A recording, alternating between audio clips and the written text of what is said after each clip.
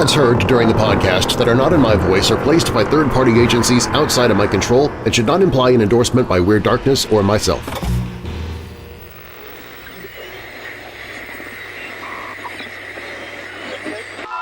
Black Museum. Affiliated stations present Escape. All of Fantasy. Inner Sanctum Mystery. Lights out. Murder at midnight. The Sealed Book presents Suspense. I am the Whistler.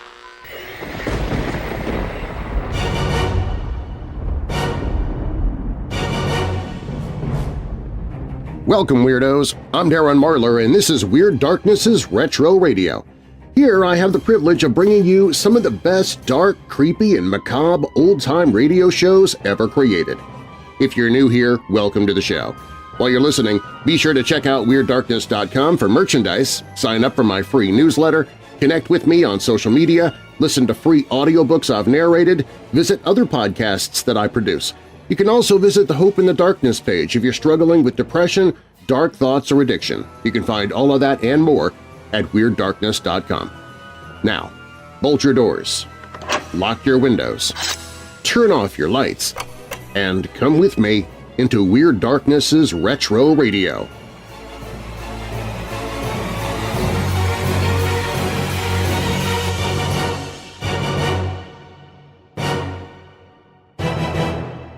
The Hollywood Radio Theater.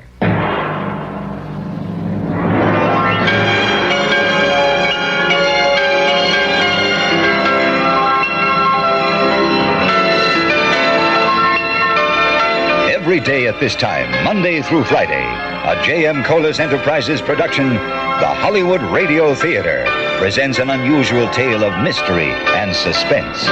Every week, Monday through Friday, The Hollywood Radio Theater presents... I'm Rod Serling. You're listening to The Zero Hour.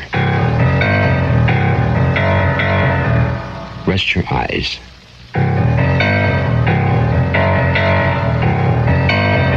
Open your mind.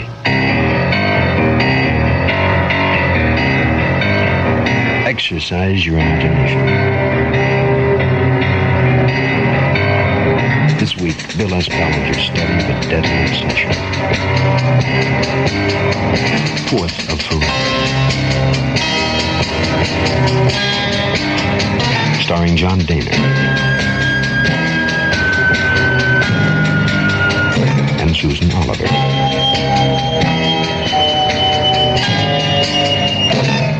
In Elliot Lewis's production of The Zero Hour.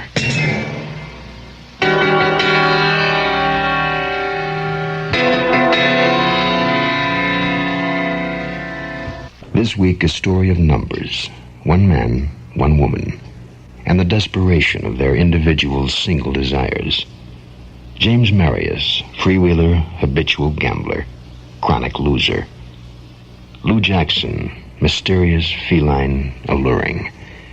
Two people among millions who meet in the sprawling metropolitan basin that is Los Angeles, California. A chance meeting, with the odds locked in, to murder. First, a proposition, to follow a man and his money for the purpose of separating the two. Second, a guarantee of favorable circumstance and lucrative just rewards. Third, a choice to share the profit or split the loss. Fourth of Forever will begin following this word. Picture this, a little used airstrip in a mountainous part of Mexico. Nothing more than a few hundred feet of cleared land, enough for a skilled pilot to set down a small plane on. A handful of men flank the runway, their eyes to the sky. A small two-engine plane, and one man alone in the cockpit. With one of the two engines missing, my old plane was wavering in the still air. I felt her tremble through the stick in my hands as I circled over the landing strip of that miserable, desolate little field. What really worried me was the cargo. the heavy drilling machines lashed in the plane just behind my neck. I cursed myself for taking the contract to deliver the stuff in the first place. Money can force a man to do a lot of things against his will, but lack of money can make him do even more. The machinery was still lashed tight, and I had to get down fast. It was now or never. I went in. The plane was overloaded. The old undercarriage couldn't take it. It went. And then a wing dug, furrowed into the ground. And over she somersaulted with the cargo tearing free, and all hell broke loose. Incendio! Incendio was right. The whole plane was a ball of fire. And inside, I was hanging head down, suspended by my safety belt. Those Mexicans were brave men. They got through the shattered window of the cockpit, clawing through the tangle of wires and instruments, choking with the smoke, burning themselves. When they got me out, pulled me through the window, and I got cut bad on the broken glass. But at least I was able to walk away from the plane under my own power, far enough away before the old crate blew.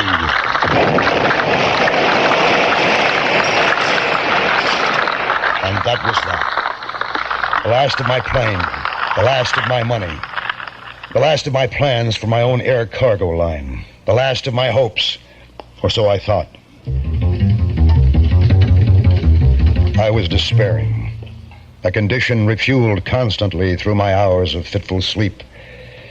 I replayed that horrible event over and over in my dreams for years after. It followed me back to Hollywood, into the cheap apartments where I lived, and right into the bars where I tried to drown the memory, but didn't succeed. Drinking didn't help, regardless of how much I drank or how drunk I got. Like the night I came staggering out of Pernod Place, a joint on Sunset Strip. The car jock gunned my old sports car up to the curb. Evening, Mr. Marius. You feel okay to drive? I feel great. Yeah. Hey, something new's been added. Said she was a friend of yours who wanted to wait in your car. I've been waiting a long time. Good evening, James. She smiled at me from where she lounged, down and back in the passenger seat. A slow, easy smile, showing small white teeth, a casual curving of her lips, like a cat's. Her hair was silver gilt and edged with indigo from the neon side outside Pernod Place. I put the car in gear and moved out into the stream of traffic. You're going in the wrong direction. Wrong direction from where? It's not important. The point exactly. Once I get to wherever I'm going, I haven't been any place. I don't know you. I know you. This is a gag. Who put you up to it? My own idea. I'll drive you to the Roosevelt. You can get a cab there. I'm not ready to take a cab. I picked you up. Not for the reason you're probably thinking. I'm not thinking much of anything right now. Except it's after 2. Hey, I had a date at 10. It's a little late. You don't want to keep it. If you do, you're going to disappoint me. Look what I brought. A bottle of champagne and one of brandy. I hope you can help me drink it. Hey, look, I live here. Have for quite a while. I'm no sucker for a setup. You don't have enough money to make setting you up, as you put it, worthwhile. I've been to a lot of trouble finding you, Marius. Come on. Let's be pleasant and celebrate my success. Please? Why'd you try to find me? Because I think you're the kind of a man I'd like to know. That's not a reason. That's a line. Well, it's the truth. Hey, don't look so suspicious. I am suspicious. A girl who looks like you doesn't usually just appear in a parking lot. It could almost be a compliment. What's your name? Lucille Jackson. My friends call me Lou. Well, now that we've been introduced, where shall we go to have our drinks? My place or yours? Mine. Still suspicious? Yes. All right, we'll go to yours. I swung the car off Sunset Boulevard, La Brea, and cut up Franklin, turned on Highland, and headed north toward the Hollywood Bowl. Just before the Bowl, I pulled into the drive of the old Mediterranean Spanish-style apartment building where I lived. I parked in the back. She brought the paper bag of bottles. And we entered the patio from a rear archway and walked along the side of a pool to my door at the far end. Inside, I turned on the light. And for the first time, I really saw her. Very tall, slender, with a centuries-old, eternally mysterious smile of feminine knowledge, wisdom, amusement on her lips. She wore black pants and a black silk blouse. A black cat. I'll open the brandy while you uncork the champagne. Here are the glasses. Lou Jackson? Sounds like every name I've ever heard. Should I know it? No reason you should. Let's drink a toast. It's your liquor. What'll it be? To your luck, James Marius. It's going to change. I'll drink to that. What do you know about my luck? It hasn't been good. But at least you've been willing to try. Have I? Mm-hmm. That's one reason I like you. To what do I owe this honor? Why should you pick on me? Well, one night I saw you at a party. What party? It isn't important. You didn't see me. You were even more drunk than you are now. I asked who you were and found out. And so you couldn't resist me. You're putting me on. I don't believe it. Here I am. Yeah, maybe. Well, I'm going to bed now. If that's an invitation, I accept.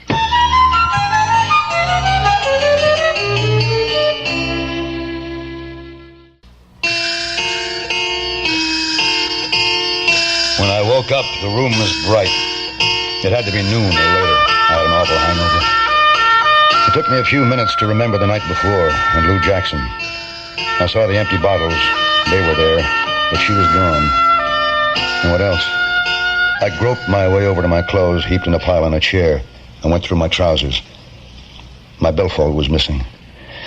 I'd been taken, like a naive chump at a convention. It made me sick. Sicker than I was to realize I'd lost my money, driver's license, everything. Everything but credit cards. I didn't own any. Hello. Hello, James. This is Lou. Surprised? Yeah. Yeah, I didn't expect to hear from you again. You missed your billfold? Some time ago. I have it. I guess that. I called to tell you you can have it back. When I took it, I had no intention of keeping it. Well, why'd you take it? Because I wanted to see you again. I thought you'd drive over to my place and pick it up. Last night, you were so cautious, so suspicious. I wanted to prove that I could have taken your money if that had been my plan. Now, you see it wasn't, don't you? I can't drive without my license. You think it's too dangerous? I'll be over. Where do you live? Lou gave me her address in a section of Hollywood near Hollywood Boulevard and the Sunset, just east of what used to be the old Columbia Studios. Her apartment was 2C. Come in, Marius. To my sober eyes in the flat light of the afternoon, Lou was not so young as I remembered. She was in her 30s, 35 maybe, but still beautiful. More beautiful probably than when she'd been younger. Her hair seemed to change from silver to gold and back to silver again, to match the transparent gray of her eyes with their great black pupils. I looked around. The apartment was a typical Hollywood furnished deal, matching drapes and carpet, run-of-the-mill semi-modern furniture. Its only escape from mediocrity was a large oil painting, 4 feet wide and nearly 6 feet high, the draped figure of a young woman nude to her waist.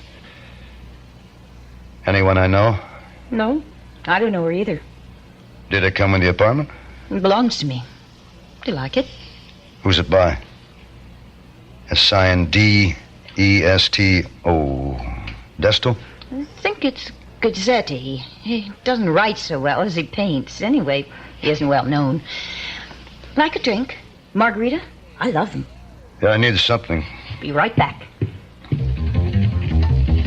When I sat down in one of the cushioned chairs, I felt something under my hip. It was an envelope, size and shape of business correspondence, addressed to L. Jackson. The return address was Rothman Associates on Western Avenue in Hollywood. I placed the envelope on the coffee table as Lou came back with the margaritas. Here. First for today. The first? Well, it's still pretty early, but I'll go along. That's my trouble. I always go along. But good. Are you warning me that you're a drunk? Some citizens might say I am. I didn't used to be.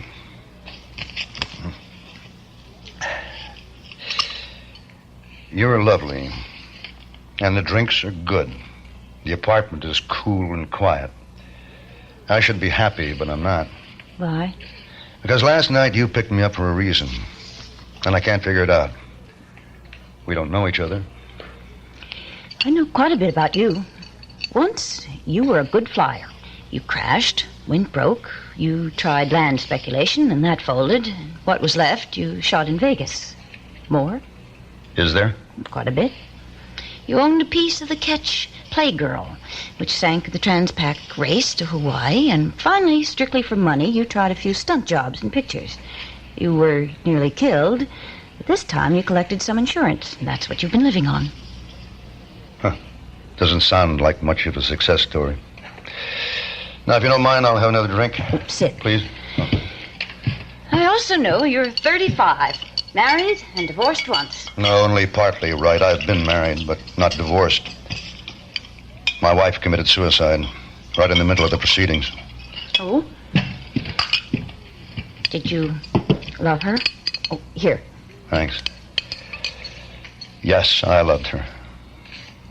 Did she love you? Well, there must have been something she loved more. Now, you've researched me, but you haven't answered my question. Why this interest in me? I'll tell you. Because you're a gambler, willing to take a chance. I need a man like that in my life. No, wait. I'm... You think you're unlucky. Had all the bad breaks. But the truth is, you are lucky. What's happened to you would have killed the average man a couple of times. Next time, you'll strike it. Really big. I know. Believe me, I know.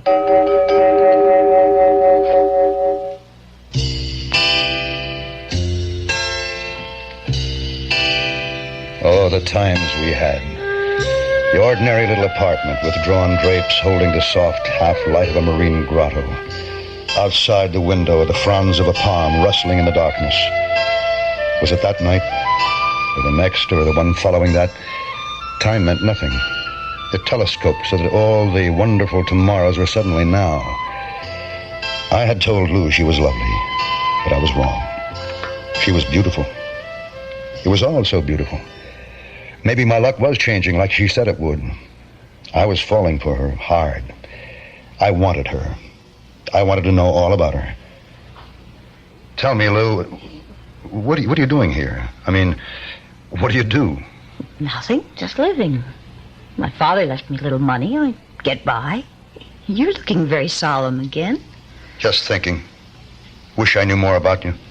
Is that necessary? All women, any woman, will tell you only what she wants you to know. Not deliberately lying, perhaps, but changing things in her memory the way she wished they'd happen, or might have been.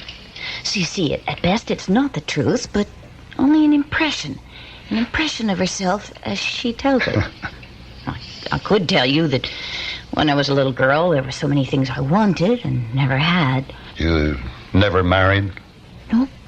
I nearly did once, then I backed out. Who was he?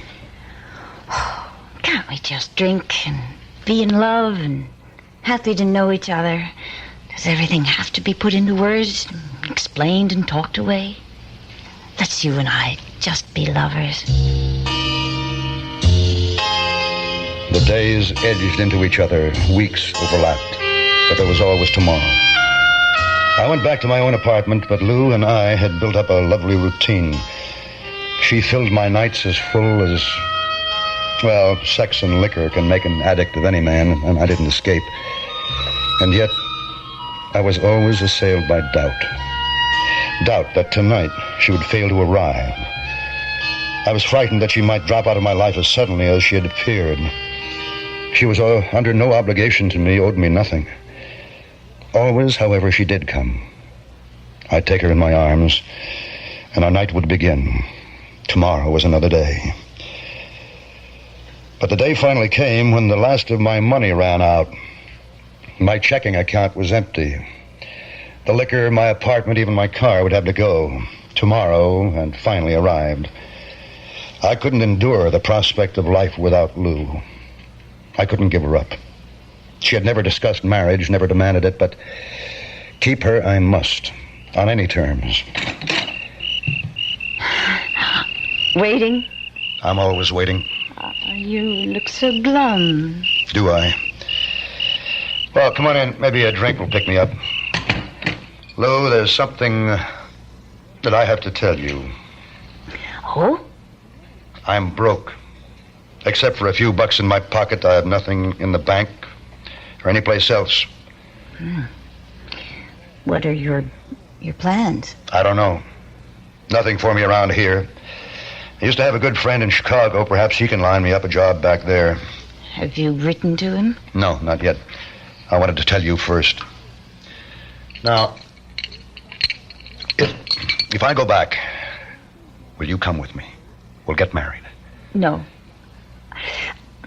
Darling, I love you. You must understand that. I don't. Then listen to me for a moment. I do love you. And I will marry you, but I won't do it like this. Beaten down, creeping off to Chicago on our knees to live off a handout from a friend. Well, that's better than living on county charity. Is it? Well, what do you suggest? That we start by being honest with ourselves. No, I don't want to sit down. I'll start with myself. No, I want nice things any woman does. I'd like a lovely house, nice clothes, a new car, maybe some jewelry. If I'm married, I'd enjoy being able to travel, and it'd be fun to be able to buy things when I wanted. And if there are children, do things for them too. Was that news? Well, aren't we trying to be honest? You want them too. It takes money, lots of it. Money already in the bank. And it isn't put there by grubbing, by living in cheap furnished apartments and saving pennies. How is it then? By taking a chance. One that pays off. One that's big enough to be worthwhile. Move over, darling. Yeah, sure. Break the bank in Vegas. Hit a gusher. No, that's silly. The odds are too long. I don't mean that way. Well, how do you mean it? Well, it's not clear to me either. At least, not right now. But it must involve a lot of money, and it should take brains, or someone else would have done it. There has to be the element of risk, a calculated risk, but with the odds somewhere in our favor. Let me think about it. Somewhere in the back of my mind there is an idea. Only a passing thought, really. Oh, sit down. We'll talk about it. But please, look, it's still early. You don't have to go now. Good night, darling. I'll call you tomorrow when I know more. No more about what? Money, love. Lots of it. At least all we'd need to be happy together. Please stay. I want you to stay. Afraid I'll leave you because you're broke? No, that's not it. Oh, risk it, Marius. It's a good gamble. You can't lose.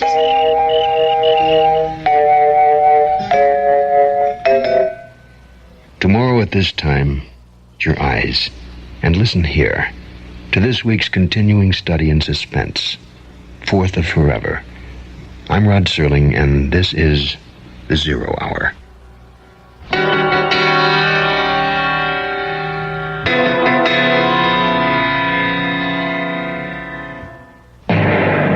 You've been listening to the Hollywood Radio Theater's presentation of The Zero Hour, heard every weekday at this time. Rod Serling is your host. Fourth of Forever was written by Bill S. Ballinger. John Daner is Marius, and Susan Oliver is Lou. Featured in the cast is Don Diamond. Zero Hour is produced and directed by Elliot Lewis. Jack Myers is executive producer. Rochelle Sherman, associate producer. And Kim Weiskopf, story editor. Music conducted and composed by Stanley D. Hoffman. The Hollywood Radio Theater theme was played by Ferranti and Teicher and is now available on United Artists Records and Tapes. This has been a J.M. Colas Enterprises production. Hugh Douglas speaking. Tune in tomorrow, and once again, Rest your eyes and listen here. To the Zero Hour.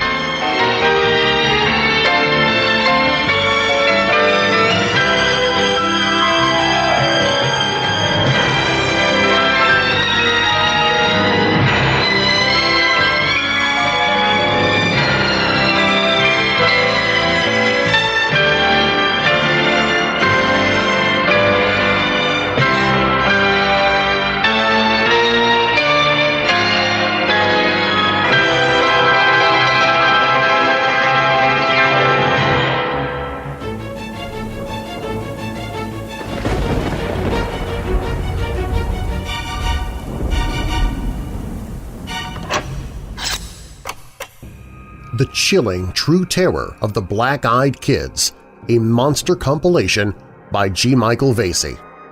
The Black-Eyed Kids are an urban legend of vast proportions. The stories of small children turning up on people's doorsteps all across the world, spreading fear and terror, have only increased over time. This compilation of G. Michael Vasey's books on this scary phenomena include new material and new true stories, as well as the complete texts of The Black-Eyed Demons Are Coming and The Black-Eyed Kids.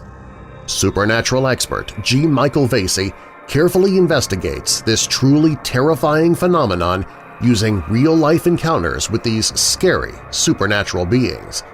The result is an unsettling and sometimes terrifying book that'll have you fearfully anticipating that knock at your door, late at night. Who and what are these mysterious visitors to the doorstep? Are they demons? Aliens? What do they want? Why do they need to enter your home? And what happens if they do? Small kids that ask to use your phone or for a ride, and yet those who encounter them are scared to death even before they notice their black eyes. The Chilling True Terror of the Black-Eyed Kids, a monster compilation by G. Michael Vasey. Narrated by Weird Darkness host Darren Marlar. Hear a free sample on the audiobooks page at WeirdDarkness.com.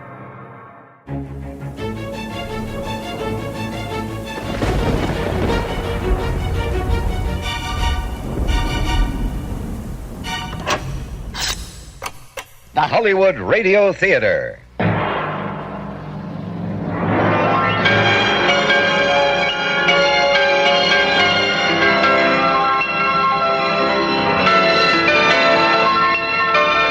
Every day at this time, Monday through Friday, a J.M. Colas Enterprises production, The Hollywood Radio Theater, presents an unusual tale of mystery and suspense.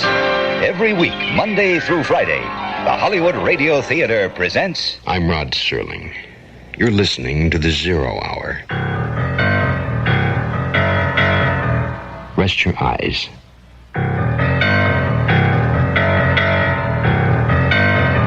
Open your mind.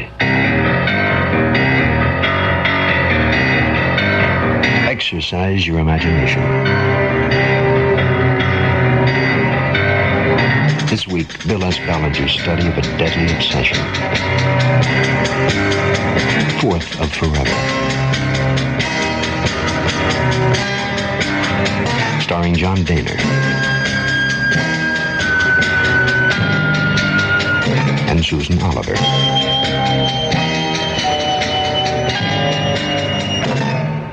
In Elliot Lewis's production of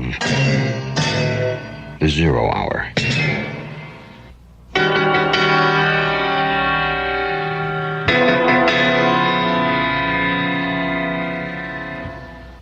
James Marius, one man alone, with a passion for gambling, a dependence upon alcohol, and a desire for one woman.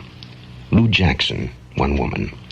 A woman who knows what she wants and what's necessary to do to get it. They met in a parking lot on the Sunset Strip. The right place, the right time.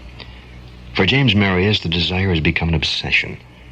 But the obsession has left him penniless and vulnerable. For Lou Jackson, this is a man primed for action, not afraid to take a risk she is now prepared to ask him to take. The stakes must be high and the odds long. The reward James Marius will seek is nothing short of forever. Fourth of Forever continues in a moment.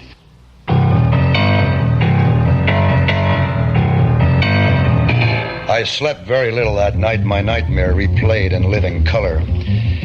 All the next morning I was tense, anxious, filled with an almost evil foreboding. And yet, I couldn't help thinking about the fortune Lou had half promised. She phoned me in the afternoon. Her voice was warm and easy as always. She suggested we meet for a drink at Pernod Place. In a way, it was sort of ironic. We had first met there when I was in the depths, and now it seemed our second meeting might rocket me to new heights. Waiting long? Just got here. Sit down, darling.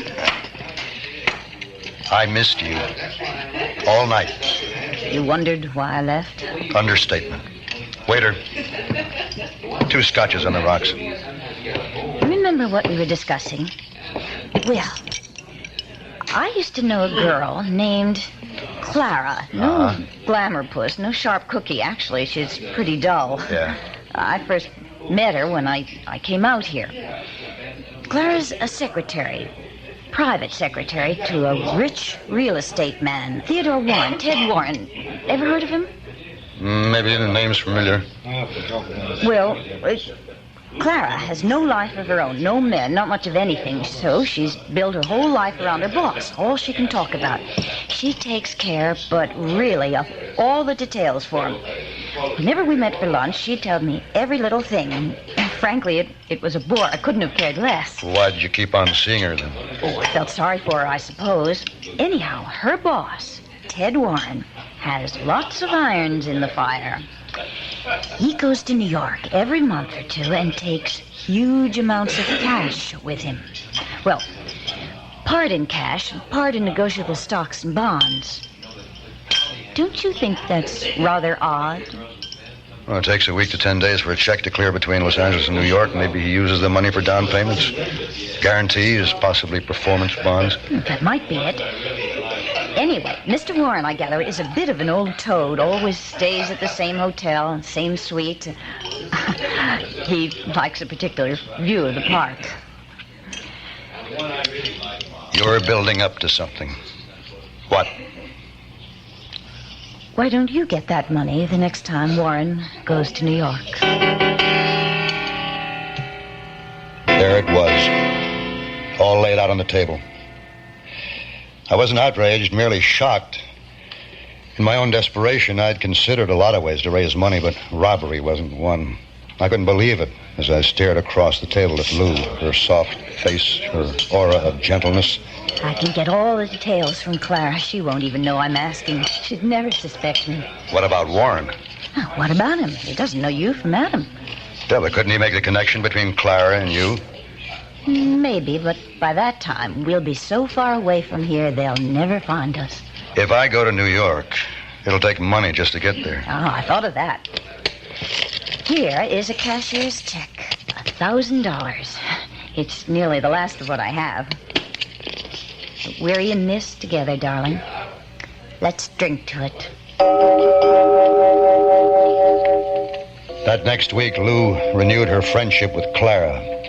They met for lunch nearly every day at exactly 12 noon. Lou would come to my apartment in the evening with a bottle and the latest information. On Thursday, when I heard her footsteps coming through the patio, I knew that Lou had news to relay that would finally be useful. Oh, love, good news. Warren's going to New York on the 23rd. Oh, that doesn't leave us much time. There's more. Let's go inside. I'll get the scotch. No, wait. We'll need clear heads for this. He's got a reservation on Transcontinental Airlines Flight 171 for the 23rd. That's Wednesday. Mm-hmm. He arrives at 9:36 New York time. Kennedy Airport?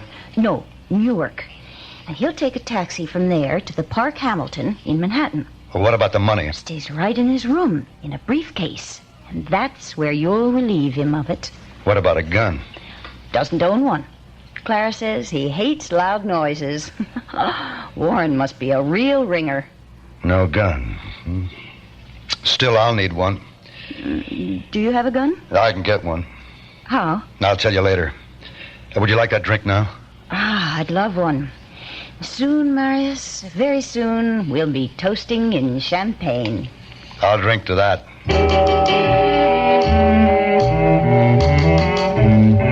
The following morning, I went out to a studio where a director friend of mine was shooting a picture. On the sound stage, I managed to lift a revolver from the props.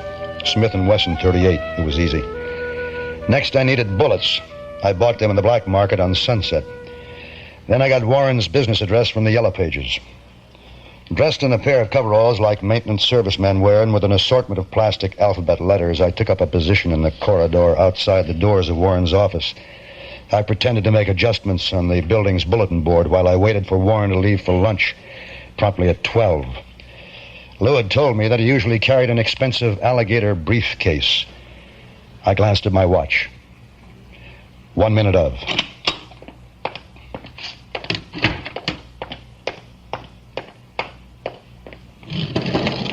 Down. It was a man with a briefcase, but I wasn't positive the man was Warren. The time was right, and he carried a briefcase, but he was younger than I thought he'd be. I went through the heavy walnut panel doors, which were lettered in gold. Theodore K. Warren, Realty. A young, pretty receptionist was seated behind a desk. Yes? Say, is Mr. Warren in? Who shall I say is calling? From the garage. Oh, I'm sorry. Mr. Warren just left for lunch. Oh. Well, was that him getting on the elevator when I got off wearing a dark suit, carrying a briefcase? Must have been. He hasn't been gone 2 minutes.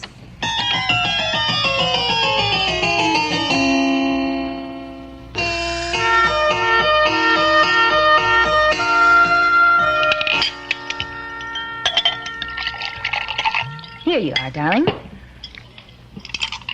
You're worried about something. I got to look at Ted Warren. Have you ever seen him?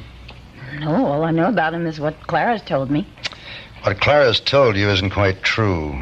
Warren's not the little toad he is supposed to be. But that's not what worries me. What is it, then? If Clara gives you a wrong description about how Warren looks, why can't she be wrong about a lot of other things we're depending on? Oh, I wouldn't worry. Clara may have described Warren as a doddering, puttering little old man who depends on her just to make herself feel more important. But facts, business facts, she couldn't make a mistake about them. I hope not. Stop worrying, darling. Just think about us. I guarantee it'll work. The afternoon of Tuesday, the 22nd, Lou came to my apartment. I left my car parked there. She drove me to the airport. On the way, we went over the plan. Warren will check into the Park Hamilton Suite 1220 around 10:45. At 11, he should be getting ready for bed. And that's when I hit him. I'll get the money and be out of the hotel by 10 after 11. I'll have a cab waiting to take me to LaGuardia Airport in time to catch the 12:30 flight to L.A. Mm-hmm. Right? Now, if something goes wrong and you don't catch it... Well, I'll wait for the next flight. Where will you stay tonight? I'll find a hotel near the Park Hamilton. And tomorrow, during the day, I'll get a look at Warren's suite. Locate the doors, windows, exits, elevators, and so on. Tomorrow night, when he arrives, I'll be ready. On the flight to New York, I still had doubts. I realized I was taking a calculated risk and was banking on my strength and nerves to mesh correctly with time, place, and circumstances to gain a fortune. But I wasn't sure I still had the guts to pull it off. I wasn't a coward, I never have been. But now I was trying to be honest. The cold fact was, I didn't want to rob Warren. It was Lou who had put me on the plane, winging closer each minute to New York. It was this very weakness in submitting to Lou that made me doubt myself. My memory of those desolate years of loneliness and despair before I met Lou was my greatest enemy. I couldn't fight the future she'd brought me, a green oasis of hope. We will be landing in New York City in approximately 20 minutes. We hope you've enjoyed your flight. The struggle for survival is as strong now as it was a million years ago. The strong grow stronger, and the weak are lost. I decided that Warren could look out for his own money, and I was going to take it from him. I registered in a small hotel, the Shropshire, under the name of Howard Morgan. It was only a couple of blocks from the Park Hamilton. The next morning, I slept late, had breakfast, then strolled over to familiarize myself with the layout of Warren's hotel. It had 3 entrances, one on 59th Street and 2 around the corner on 5th Avenue. The streets were narrow and congested and could easily be traffic traps, so I decided against the taxi for my escape. Instead, I'd walk over to 59th and Madison to catch a cab to the airport. The lobby of the Park Hamilton was big, ornate, with acres of green carpeting and vast walls of antique mirrored glass. It was possible to enter the hotel and go to the elevators without passing the registration desk, so I took one to the 10th floor.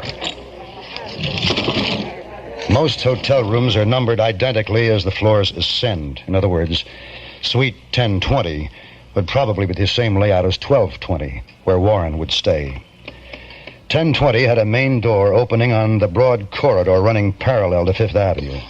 There was a secondary entrance and a small corridor around the corner. I decided this second door led to either a service pantry or a back bedroom. Next to it was a stairway encased in a fire well. I climbed it, 2 floors, and found myself standing outside the service door of Suite 1220. The layout of the 2 suites was identical. So I returned by the stairs again to the 10th floor, where I caught the elevator to the lobby. Then I left the hotel. I went to a drugstore and bought copper wire, adhesive tape, and a pair of women's nylons. I'd use one of them for a face mask. I passed the rest of that interminable day waiting for the inevitable night, thinking about Lou, about our future together, with enough money to live in style. I worked out in my mind how it would be when I confronted Warren. He would answer the door. I'd hold him at the point of my revolver, bind his hands with wire, and tape his mouth shut. Then lock him in a closet. It'd take him at least 10 minutes to get free.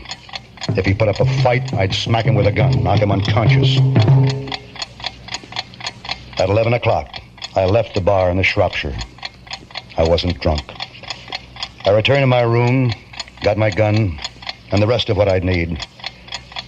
Then I started for the Park Hamilton and Ted Warren.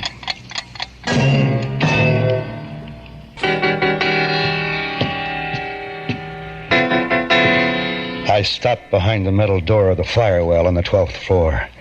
There I took off my topcoat, folded it, and placed it on the floor just inside the door. The wire and tape were in my pockets. Pulling a nylon over my face, I checked my gun and stepped out into the hall. For a moment, I stared at the door. 1220. This was the point of no return. Who's there?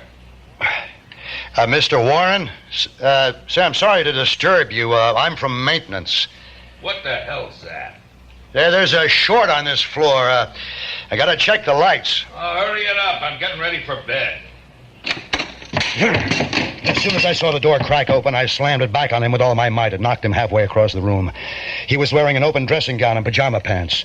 Behind him, a hall led to a darkened bedroom. A mirror in the hall reflected the open door.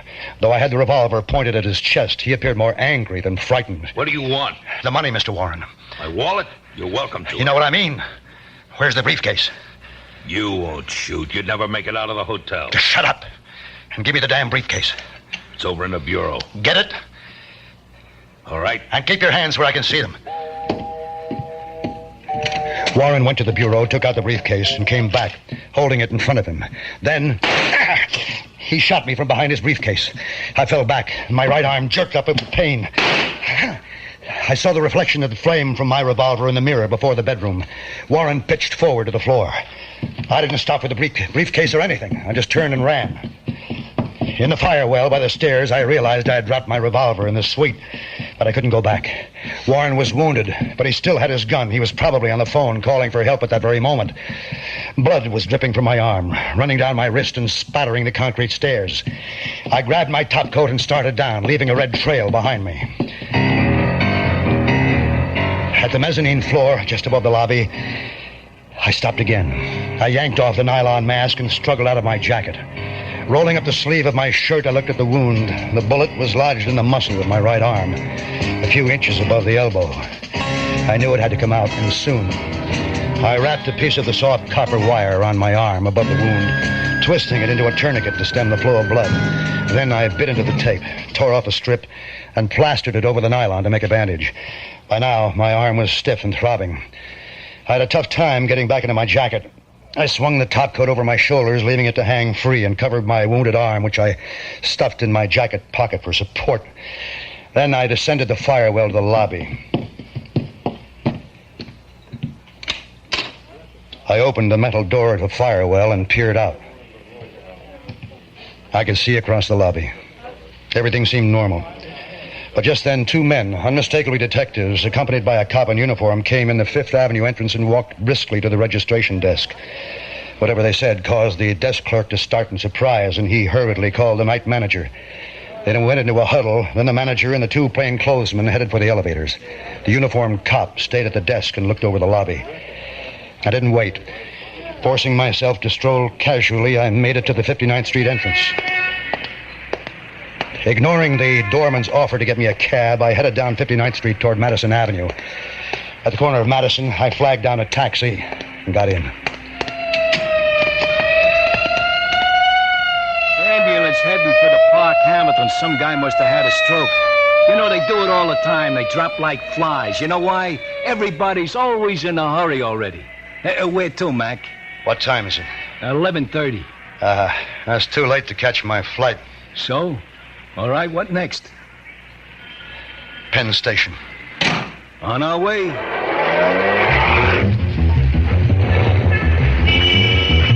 I didn't go to the station. I knew there'd be an APB out for a wounded man at all railroad stations, airports, bus depots, even ship terminals. I got out at 37th Street.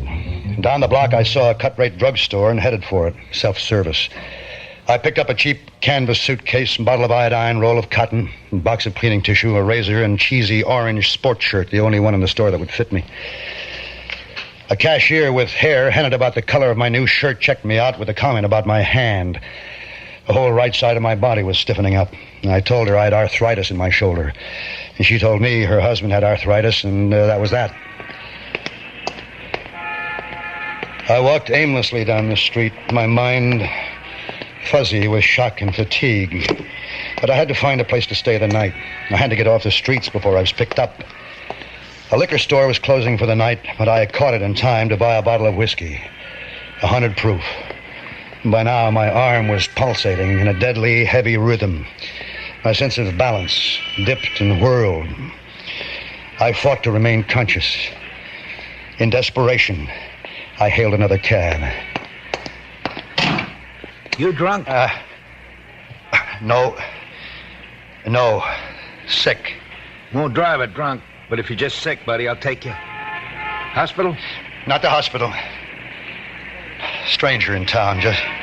Just got in. Take me to the hotel. I just want to go to bed. Which hotel? Anyone. Just so it isn't Midtown. Some down near the village. Okay. The Archway Hotel is located on East 9th Street. It's small and secluded, with miserable little potted trees on each side of the entrance. The desk clerk watched me full of doubts and suspicion. I registered awkwardly with my left hand, signing under the name of Seaton. I explained to him that I'd smashed my right hand on the train. He looked relieved and showed me my room. As soon as he was gone, I threw myself on the bed and opened the suitcase. The world was spinning like a gyroscope. I pulled out the bottle, worked the cap free with my teeth, and I took a pull. The whiskey ran down my chin and dripped to my chest. My worst fears had been realized. Clara's information, like her description, had been wrong. I fell asleep holding the bottle in my belly, thinking about Lou and the future we'd lost. Tomorrow at this time, rest your eyes and listen here to this week's continuing study in suspense, Fourth of Forever. I'm Rod Serling, and this is The Zero Hour.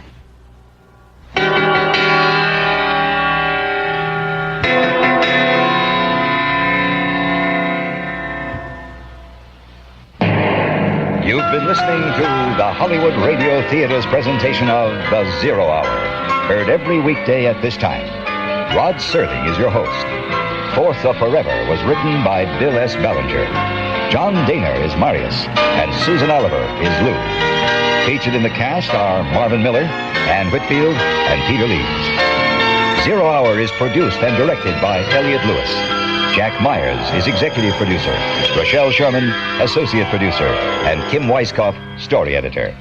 Music conducted and composed by Stanley D. Hoffman. The Hollywood Radio Theater theme was played by Ferranti and Teicher and is now available on United Artists Records and Tapes. This has been a J.M. Colas Enterprises production. Hugh Douglas speaking. Tune in tomorrow, and once again, Rest your eyes and listen here to the Zero Hour.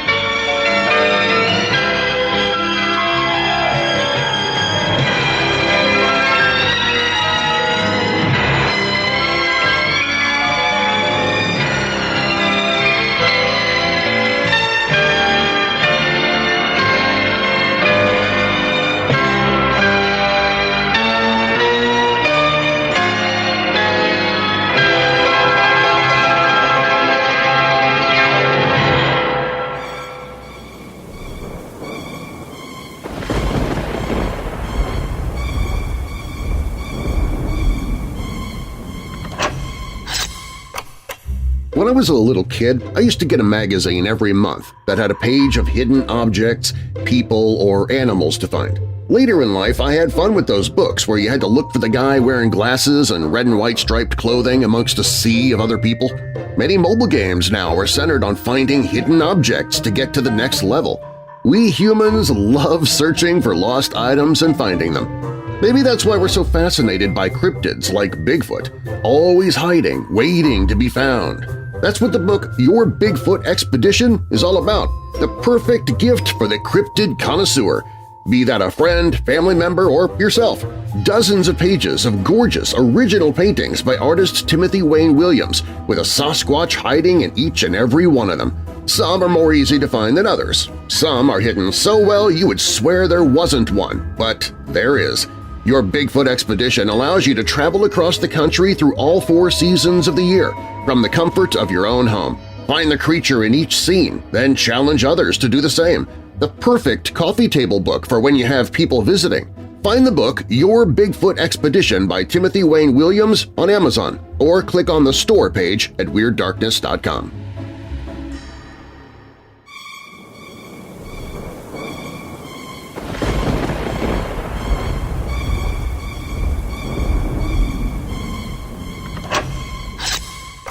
The Hollywood Radio Theater.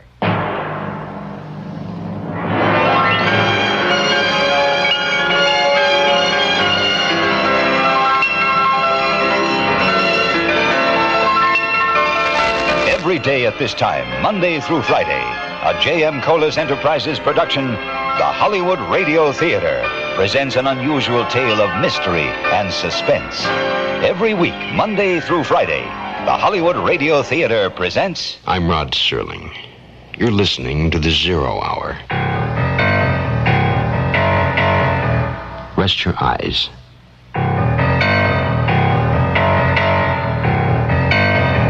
Open your mind.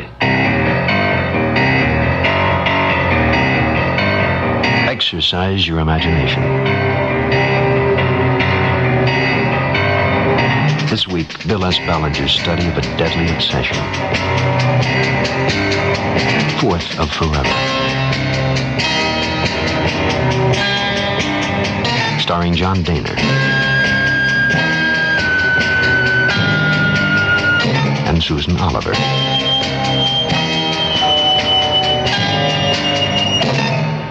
In Elliot Lewis's production of The Zero Hour.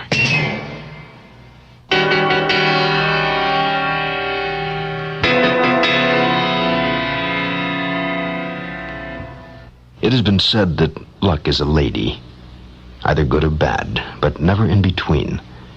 James Marius has spent a lifetime leaning on Lady Luck. He's been a gambler of magnitude, never one to bother with a penny ante game. Then he met Lou Jackson, his biggest venture to date. It was all or nothing. And a man on a losing streak is liable to shoot the works on a long shot. Such was the case with James Marius. A 3,000-mile coast-to-coast flight, a time and place, and the word of a woman he'd never seen. Lady Luck followed him that night to a New York hotel. He had lots of luck, all of it bad. And for his trouble, James Marius incurred a debt the law requires he pay for with the rest of his life. Fourth of Forever resumes after this word.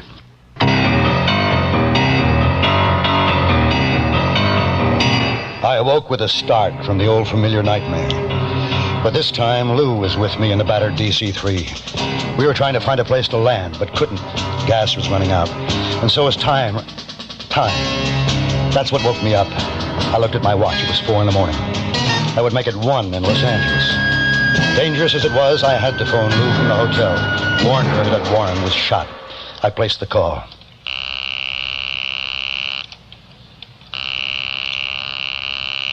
Why didn't she answer? She should have been there, but she wasn't. What had happened? Had the police already taken her? My fear was more terrible than any I'd ever known. Not for me, but for Lou. How could the cops have connected her with me so quickly? They hadn't taken me yet. What was happening?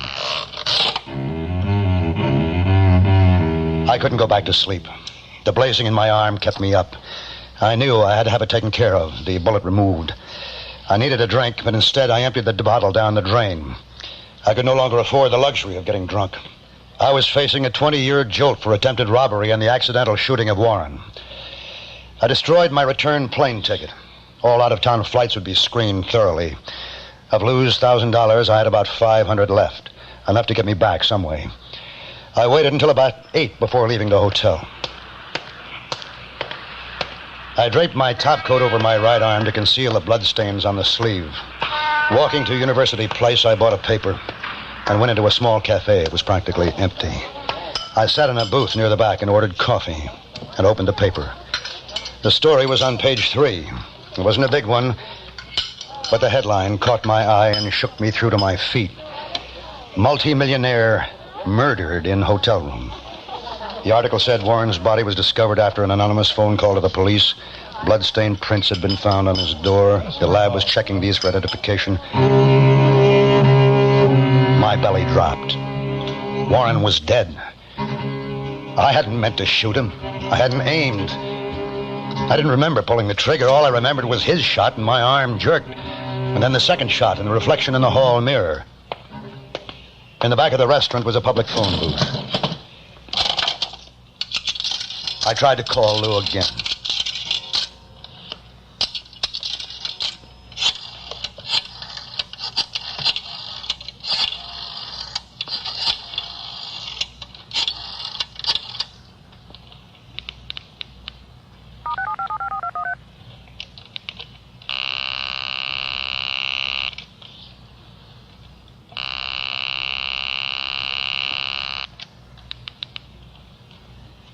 Lou. You know who this is. Is it all right to talk?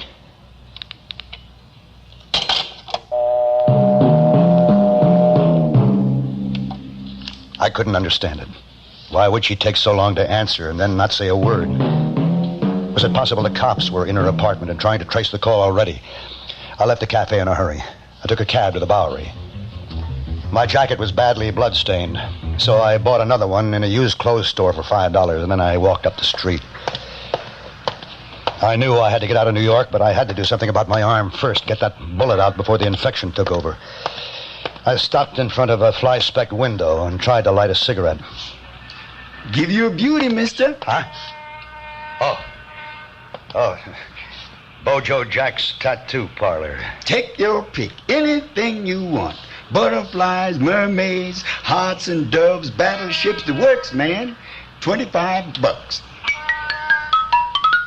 Bojo Jack had an old leathery face split into a wide smile. One front tooth was missing. The other was rotten with a gold star right in the center. His features were squashed together as if he supported a heavy weight on his head. But his hands were what caught my attention. They were sensitive and delicate. I'll make you a deal. Cut it to 15. Let's talk inside. The tattoo shop was long and narrow and partitioned by a heavy green curtain. I assumed Jack lived behind it. In front was a white kitchen table, a couple of metal stools, and on a shelf by the table were his instruments and inks. Hanging above the table from a cord was a large light bulb inside a metal reflector. I've been messing around this business 40 years, mister. You ain't gonna get hurt none. Don't hurt at all. How'd you like to make $50? Tattooing? No. Mm-hmm. I thought not. I'll do a lot of things for $50, but not everything. What you got in mind? If you turn down my proposition, will you keep quiet about it? Well, I don't ever do much talking unless someone's whipping me real good. That happens, maybe I'll talk. Won't happen. I got a slug in my arm. Can you take it out? The man after you? No, not yet. You've plenty of time. Ain't got much of anything to work with. It figures to hurt real bad. It hurts now. Wait, let me take a look. Don't want nobody watching me.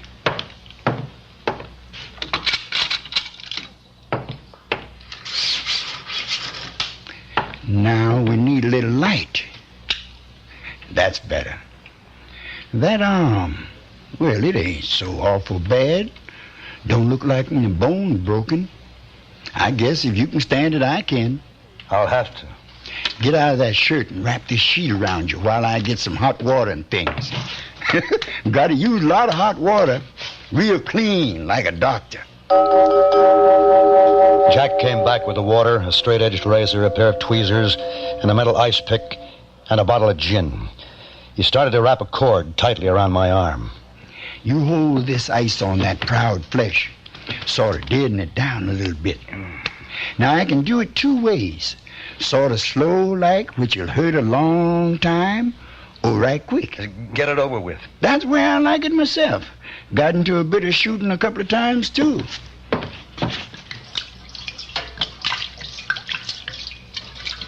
Hate to waste this good gin washing my hands. Just like old Dr. Kildare. Nothing better than gin to keep the bugs out, though. Well, here she goes.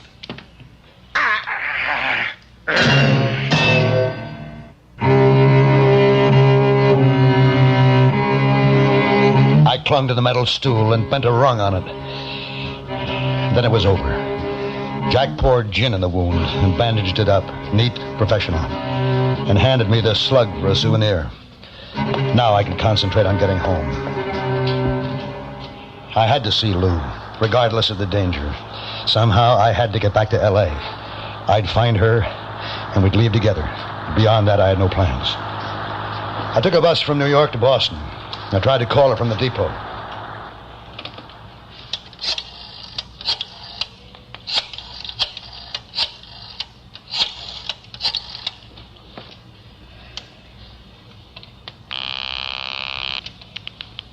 I'm sorry, you have reached a disconnected number. Please check your number and dial again or ask your operator for assistance. This is a recording.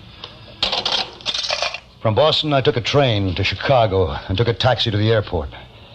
It was risky, but I flew from Chicago to San Francisco. I made it without a hitch. And from San Francisco to Los Angeles by bus. In the L.A. bus station, I bought a newspaper. It said that the police in both New York and Los Angeles were searching for James Marius in connection with Warren's murder. Obviously, I'd been identified through my prints. But to my great relief, there was no mention of Lou Jackson. She hadn't been connected. Lou was safe. I would have to be careful about contacting her again, but that was a risk I was compelled to take. I decided to try Lou's apartment. No one there had seen me before, so I wouldn't be recognized, unless the cops were waiting for me there. I found her name had been removed from the mailbox, so I tried the manager.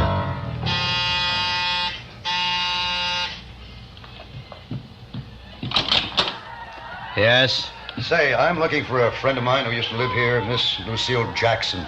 She moved last Thursday. Thursday? The 24th? Well, I don't know what day. Yeah, the 24th. Hey, look, I got a show I'm watching here. I got no time. Has Miss Jackson's apartment been rented yet? You ask a lot of questions. Well, I'm looking for a place to rent. Is it vacant? Oh, why don't you say so? Come on, I'll show it to you. It's in perfect condition. You'll love it. Your friend was real clean. I didn't even have to paint.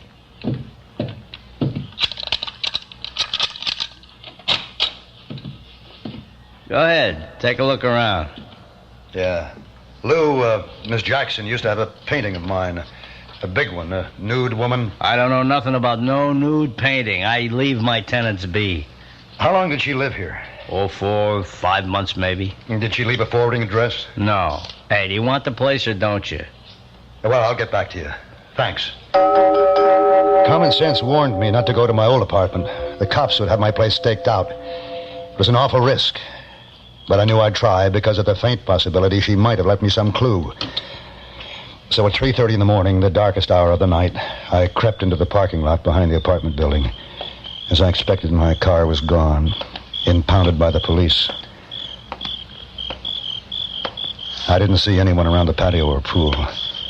My apartment was dark. I listened outside a window. Nothing. Finally...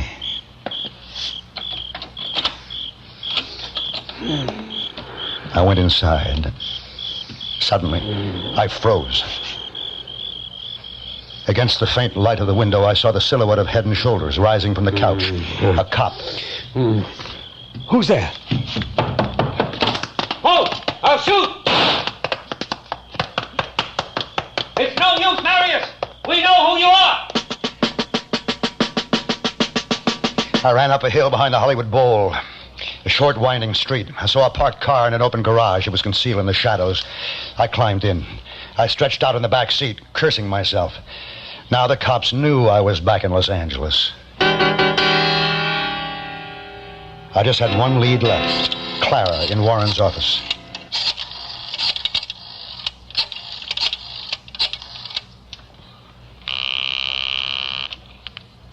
Theodore Warren, Realty. I'd like to speak to Clara.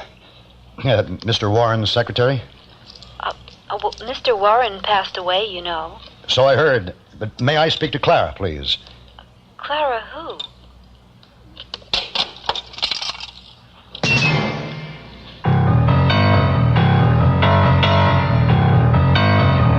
How could that be? Clara must have lied about everything, even about being Warren's secretary. Then I remembered the painting. Lou had taken it with her when she moved so quickly. If she needed money as badly as I, she might try to sell it. Now, who was the painter? Well, what was his name? Gazzetti. I looked up an art dealer, went to his gallery, and he said... Gazzetti? No, we don't have anything he's done. Well, I saw a seated, draped figure of a nude he did. I'd like to buy it. If it were for sale, what would it cost? Some Gazzettis brought 5,000 a few years back. Might be higher now. That much? Why? You're paying for snob appeal. Apparently, Lou hadn't tried to sell the painting. But it puzzled me. How had she gotten hold of a $5,000 painting? I was of the belief that she had only a limited income. Getting around on foot had become too hazardous. I had to have a car. I walked to a big supermarket. Hundreds of parked cars, big, small, cheap, expensive, take your pick. I wasn't choosy. I found a small, inconspicuous sedan with its keys tucked in the sun visor above the wheel. I got in and drove off.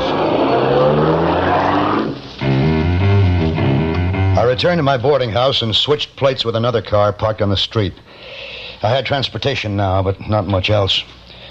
I went up to my room and had a drink. And once again in my memory, I saw Lou. Her silver gilt hair aglow in the sparkle of my imagination. The music of her voice, the touch of her fingers, the scent of her body were opiates that deadened the pain of my failure, the loneliness. I sat down in the soft chair and thought back to how it was. I could see in my mind the Gazzetti on the wall, and there had been an envelope. When I sat down, there was a name on that envelope. Oh, hell, what was it? Rothman. Rothman Associates had an office in a shabby building on Western Avenue, just the name on the door, nothing else. Rothman himself was a wiry man with blunt features and thinning hair parted in the center. He stared at me through deep-set eyes, didn't offer to shake hands. Sit down. Say, I'd like to get in touch with Miss Lou Jackson. I think you know her. I think you're wrong. Yeah, well, I've been away, Mr. Rothman. In the meantime, she's moved. No forwarding address. Could be she didn't want you to find her. Now, that isn't the reason. We're good friends. What's your name? Horton. Clarence Horton. You're lying. No, you're lying, Mr. Rothman. She gave me your name. We don't give out information regarding clients. You're a private investigator. Now, that's good thinking. Well, I'm not asking for information, Mr. Rothman, just an address. Don't have it. Haven't heard from him in maybe, about 6 months. Well, did you have her address before that? Mister, my business is selling information, not giving it away. $50 a day. You want us to find him? All right, here's 50 for one day's work. Just give me your old address. See what I can do. Wait a minute.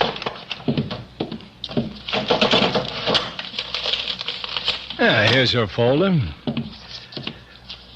I see the Jackson woman paid us in cash. She didn't give an address. Well, she must have had some way for you to get in touch with her.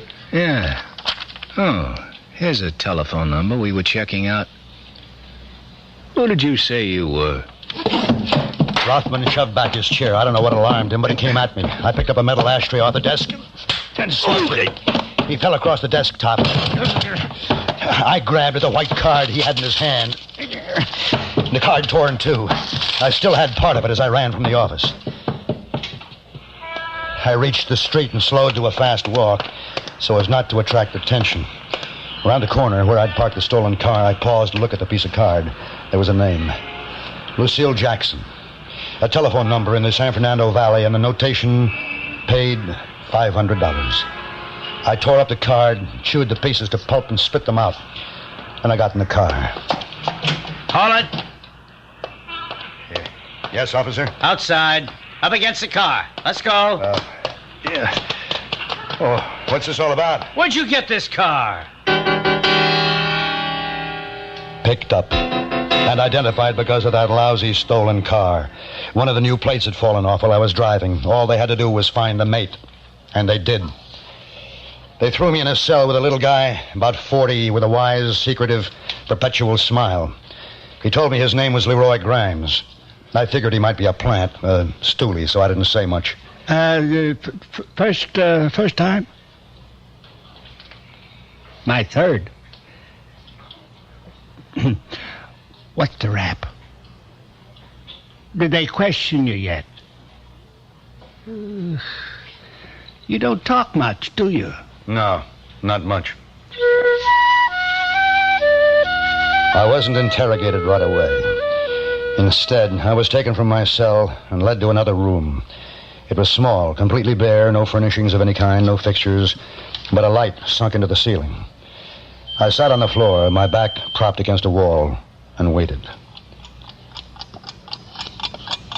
And waited. I don't know how long, but it seemed forever. My watch had been taken away, as well as my necktie, my belt, even my shoelaces. I stretched out on the concrete floor and tried to sleep, but I couldn't. Instead, I lapsed into a state of melancholy, thinking of Lou. She was to be my deliverance, my savior, my wife. Wherever she was, I wanted to tell her I was sorry. I wanted to tell her that I loved her. The fact that I would more than likely spend the rest of my life in prison weighed heavily on my mind. But it was the stark realization I might never see Lou again that drew my emotions up into my throat, choking off all I held dear. I wept. All was lost.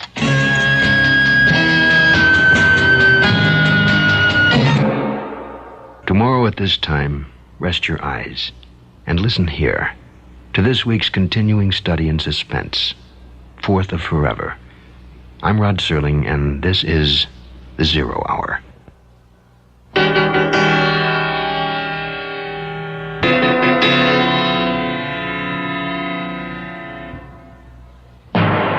You've been listening to the Hollywood Radio Theater's presentation of The 0 Hour, heard every weekday at this time. Rod Serling is your host. Fourth of Forever was written by Bill S. Ballinger. John Daner is Marius, and Susan Oliver is Lou. Featured in the cast are Chester Hairston, Jerry Hausner, Donald Lawton, Ann Whitfield, Peter Leeds, and Jay Novello. 0 Hour is produced and directed by Elliot Lewis. Jack Myers is executive producer. Rochelle Sherman, associate producer. And Kim Weiskopf, story editor. Music conducted and composed by Stanley D. Hoffman. The Hollywood Radio Theater theme was played by Ferranti and Teicher and is now available on United Artists Records and Tapes. This has been a J.M. Colas Enterprises production. Hugh Douglas speaking.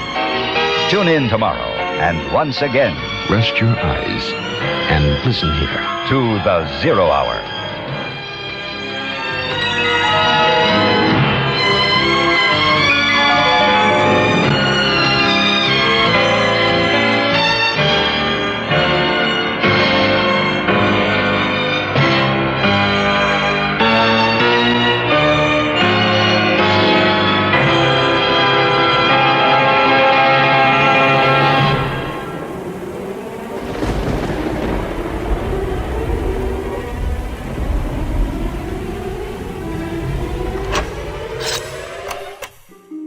Nothing goes better with chocolate than vanilla, and nothing goes better with the darkness than vampires. So we've combined all of them into a new blend of weird dark roast coffee called Very Vampilla. This bloody good blend combines a medium dark roast coffee with hints of chocolate, vanilla, and just a tad bit of dried cherry, too. So good, you'll want to sink your fangs into the fresh roasted bag itself. Weird Dark Roast Very Vampilla, the only thing at stake – bad pun – is your dissatisfaction with your old coffee. Sip it while the sun is down if you're one of the undead, or when the sun is up if you just feel dead and need a bit of a boost. Get your Weird Dark Roast Very Vampilla at WeirdDarkness.com/coffee. That's WeirdDarkness.com/coffee.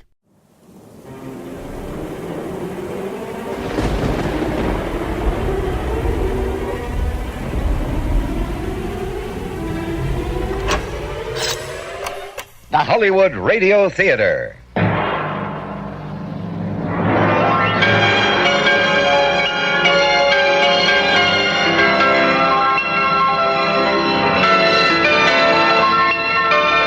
Every day at this time, Monday through Friday, a J.M. Colas Enterprises production, the Hollywood Radio Theater presents an unusual tale of mystery and suspense. Every week, Monday through Friday, the Hollywood Radio Theater presents... I'm Rod Serling. You're listening to the 0 Hour. Rest your eyes.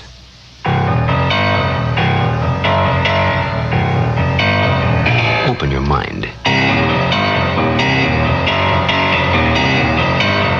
Exercise your imagination.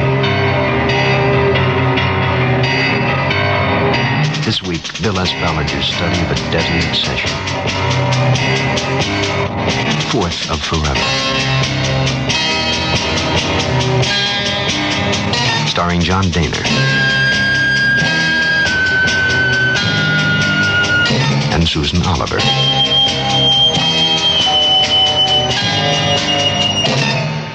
In Elliot Lewis's production of The 0 Hour.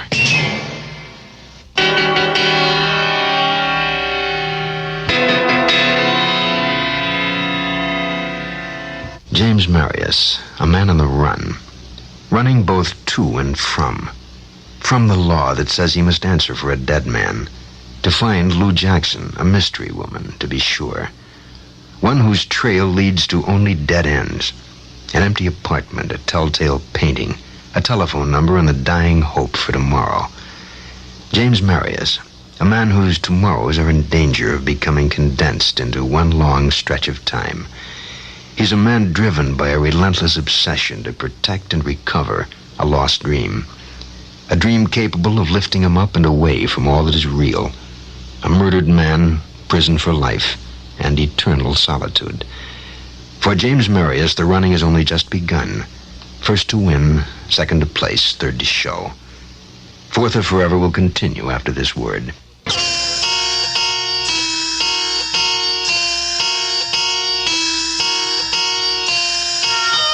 I don't know how long I was out. I had no way of measuring time. I just remember waking suddenly and feeling the cold concrete under my back. I opened my eyes and saw only a bright, naked light blazing down at me from the ceiling. And I sensed a presence in the room. Suddenly, a face dipped into my line of sight. I couldn't make out the features, only teeth. Sleep well, Marius? What does a killer dream about? Easy, Harry. We could be here a while. Gotta be smart and talk fast. Then we can all go home except Marius here. He's not going anywhere. Not for a long, long Lay off him, Harry. Come on, sit down. You too, Marius. Grab a seat. Now, maybe we can get down to business. We'd just like a few answers. You don't have to answer my questions. You got a right to an attorney. You understand? Yes. The New York cops have a few questions for you, Jimmy boy. You can give us a few answers and rack up a few points for yourself or take what's coming to you. Why not let the New York cops ask me? Because I'm asking. Cool off, Harry. We got a wise guy here, Ed. Very funny fellow. Well, let's just see who laughs last. Okay, that's enough. Marius, you're being extradited to New York. Now, they'll ask you these questions there, too. You're in pretty deep trouble as it is. You might think about cooperating. We're waiving the stolen car charge, you know. But you know why you're here. Where'd you dump the gun? What gun? What gun? That .32 you shot Warren on the back of the head with, you punk. That gun. I don't know what you're talking about. Huh? Well, maybe I can help you remember. Okay, Harry, that's enough. Now, let's not blow it. Oh, just give me 5 minutes with him, Ed. Wait outside if you can't watch. Forget it, Harry. I only have 2 questions for him. Will you tell us what happened to the gun? Do you want to confess to the murder of Theodore Warren? Okay. Take him back to his cell.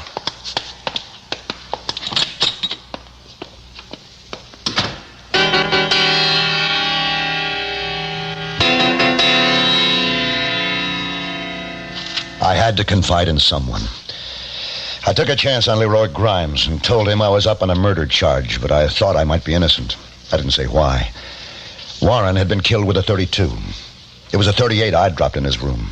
There was no mention of a .38. And they said Warren was shot in the back of the head. It didn't make sense. The next day I had a visitor. The jailer took me to a conference room. A sheet of heavy plate glass partitioned the table where I sat. And across from me, through the glass, sat a tall, middle-aged man. His curling dark hair was laced with gray. He was well-dressed. I'd never seen him before. The jailer stepped outside and stationed himself just out of earshot. I just sat and waited until... Mr. Marius, I'm Ethan Lloyd. I've been retained as your attorney. If you agree. I don't have any money. Well, my fee has already been paid. Who paid you? I don't know. Perhaps you do. This morning, a messenger delivered this letter to my office. It's typed and unsigned.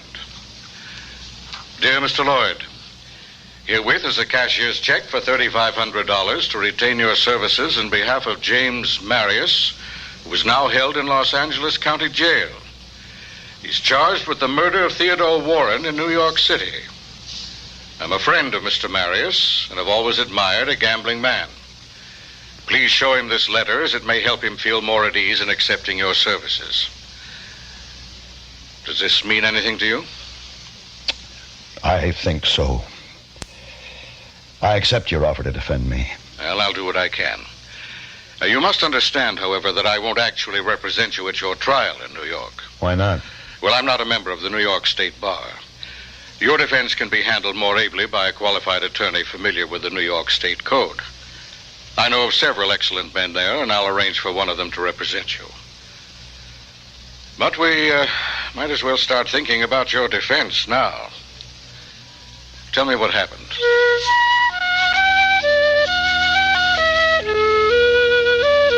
I told Lloyd what happened, or just about all of it. I didn't mention Lou, by name or even indirectly. I said nothing of the plans and the rest of it. When I'd finished, Lloyd said... There's some big holes in your story, Mr. Marius. You're not telling me everything. I'm telling you the truth. Yeah, so far as it goes. But you're not telling me all the facts. From your story, how could Warren have been shot in the back of the head? He was facing you. I don't know. And how come the cops are looking for a .32? Didn't they find a .38? It was still in the room when I ran out. How much have you told the police? Nothing. Now, that's good. Anything you have to say only to me. Oh, I'm going to leave a copy of today's paper with the jailer. He'll give it to you. I'll be in touch with you every day.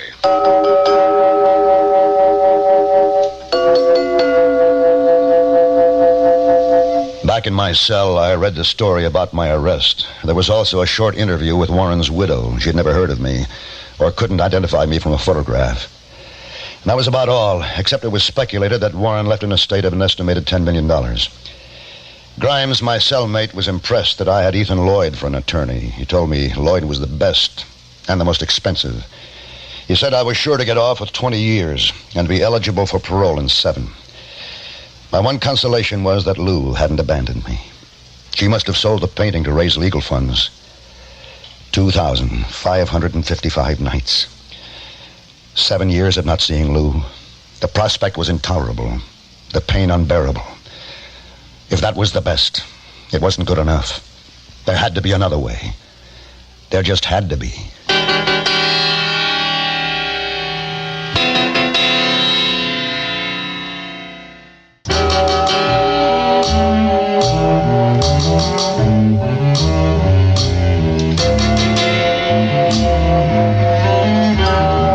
Men, when closely confined with each other, either become good friends or dire enemies. In the weeks I spent awaiting extradition to New York, I shared cigarettes, papers, magazines, extra food luxuries supplied by funds from Lloyd with Leroy Grimes. Grimes had spent most of his adulthood in crime, so he instructed me in the ways of jails, prisons, jailers, and wardens. I lost my suspicions of him, and we became good friends. Then one morning I was brought a new suit of clothes and informed that 2 New York detectives were waiting to take me back. While I changed, Grimes watched me glumly. Look, just remember, don't let them grind you down. If I'm not around, they won't be able to. You gonna try to bust out? Yeah, I thought about it. Haven't you? Every con does. Look, don't get sore if I say so, but I didn't think of you that way. Why not? Well, you just ain't the type. I ain't the type to be here either. I don't mean that you are, Leroy. Oh, but I am, Jim. I am. Well, I'd have to have the chance and a little luck. Leroy, is my tie straight? Yeah. Well, what's that? Where did you get that? Been keeping it in my mattress for the right occasion. Right sharp, ain't it? Well, what is it, a knitting needle? Well, you won't get in any sewing where you're headed, but it works pretty good on locks, though. I don't know how to pick locks. You know how to kill a man, don't you? Yes, I guess I do. Come here closer. See? Work it in the sleeve of your jacket, just above the cuff. Nobody'll find it. Oh, hey, forgot something. This overcoat button, made out of bone about the size of a quarter. Here, take it. What's this little hole drilled in it? Put the big end of the needle in it. Fits good. With the button on the end, you can jab the needle way in real hard. In a temple or back of an eye. It's better than a knife. Well, like you say, if you get the chance and a little luck. Thanks, Leroy. Here, keep the rest of this carton of smokes. No, sir, Jim. You keep them. You're going to need them.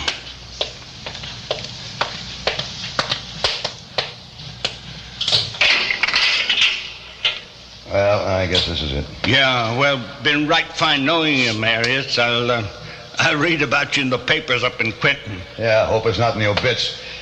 Goodbye, Leroy. And thanks. Good luck.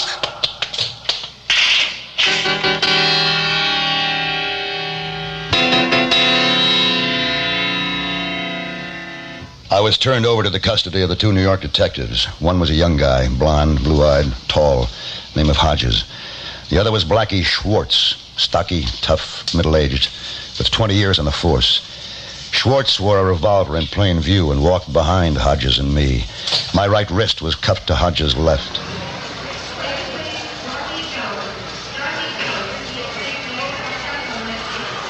They drove me to LAX, to Los Angeles International Airport, to await a flight back to New York.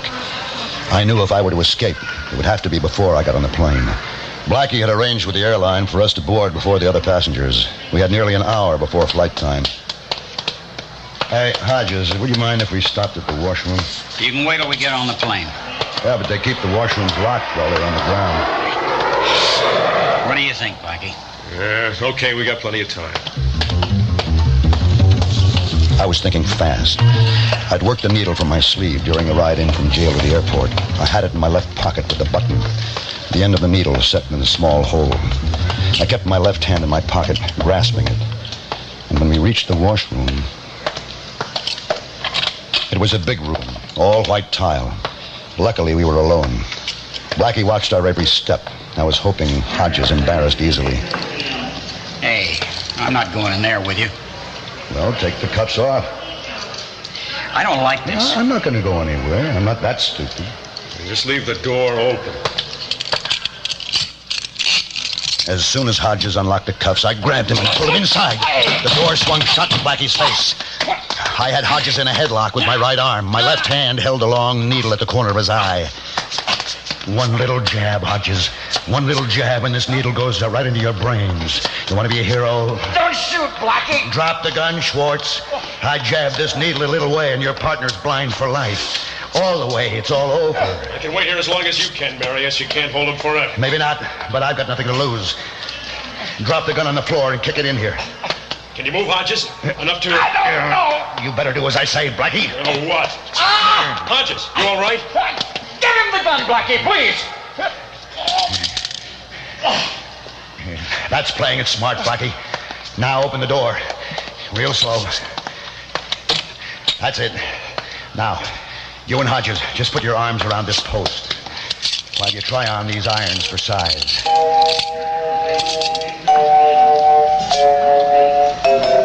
I took the keys and left Schwartz and Hodges handcuffed to the post, gagged with shreds of Hodges' shirt. They wouldn't be following me for a while. I relieved Blackie of his expense money, and I left. Outside the washroom in the busy terminal, I easily lost myself in the crowd. I got in a cab and told the driver to take me to the San Fernando Valley, North Hollywood. I got out and started walking.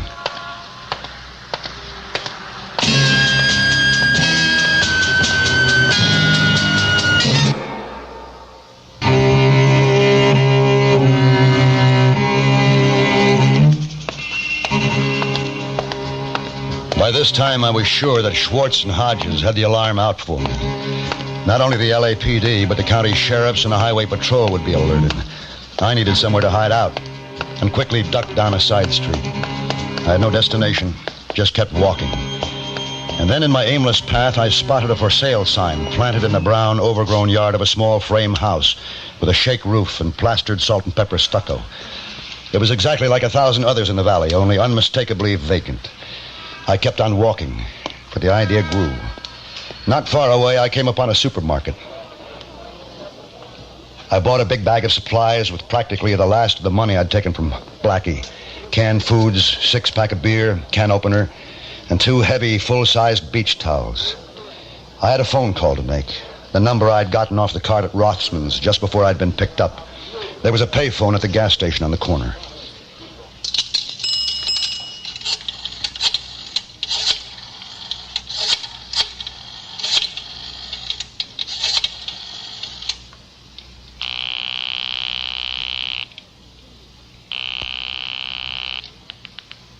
Hello? Miss Lucille Jackson. Hello? Does Lucille Jackson live there? No, not Jackson. Who's this? Camila the maid. Well, is anyone else at home? Nobody see but me. Well, maybe I have the wrong number. Whose home is this? If you don't know how you call, I'll not tell you.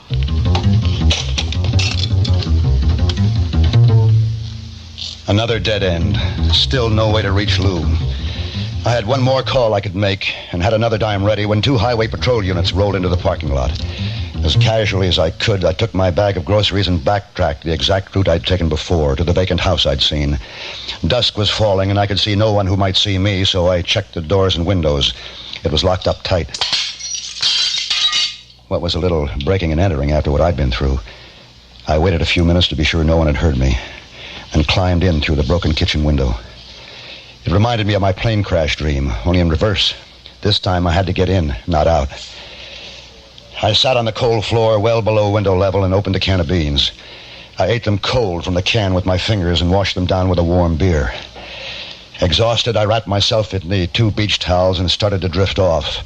I tried to shut off my mind, but it was filled with Lou. I had to make that call in the morning. It was a long shot, but a chance. Perhaps my very last.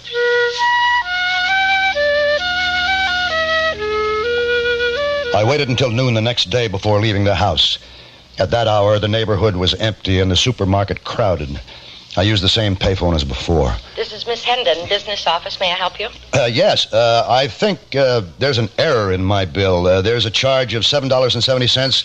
It's for a long distance called to Denver. I don't know anyone there. Oh, what is your number? It's 761-4699. Just a moment, please.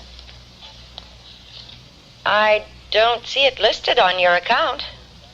For the 3rd of last month? No. Huh, that's odd. It's right here. Well, could you have sent this bill to the wrong address? What street number do you have listed for me? 1355 Palomar Drive, North Hollywood. Yeah, that's correct. Send us your remittance less that charge, and I'll make a note of it. Well, will do. Thank you. Now I had the address, and one thread of hope. Whoever did live there could offer a clue to Lou's whereabouts. I left the supermarket and walked to a nearby movie theater. I sat through the feature twice, waiting for the night to come. Behind the theater was a parking lot with wooden racks with 7 bicycles. I smashed a cheap padlock on one and rode off. I figured the North Hollywood address to be about 3 miles away. I couldn't risk a taxi.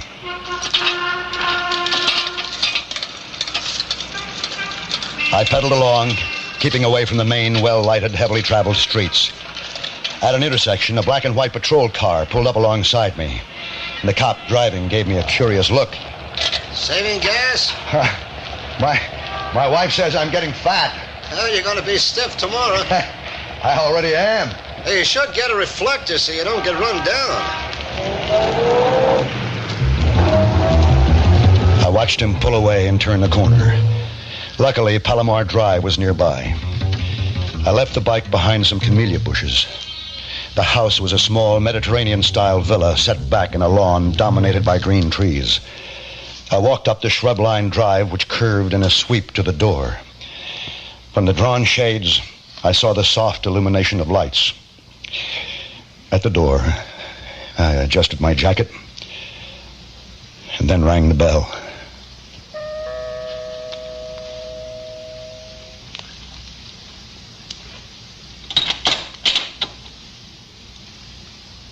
Lou.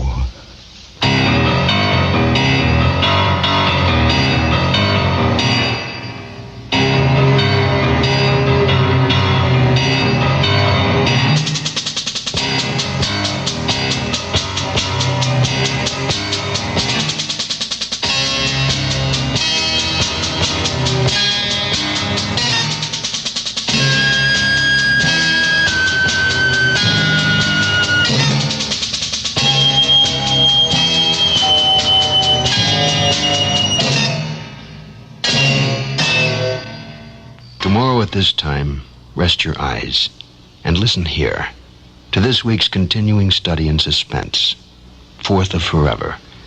I'm Rod Serling, and this is The Zero Hour.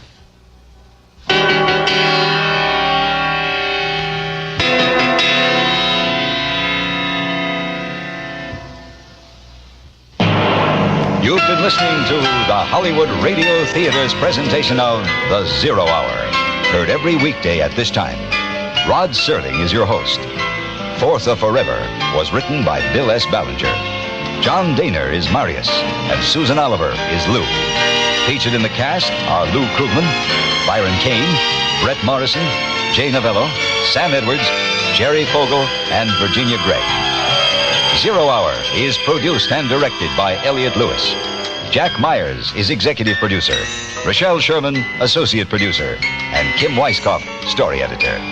Music conducted and composed by Stanley D. Hoffman. The Hollywood Radio Theater theme was played by Ferranti and Teicher and is now available on United Artists Records and Tapes. This has been a J.M. Colas Enterprises production. Hugh Douglas speaking. Tune in tomorrow, and once again, rest your eyes and listen here to the Zero Hour.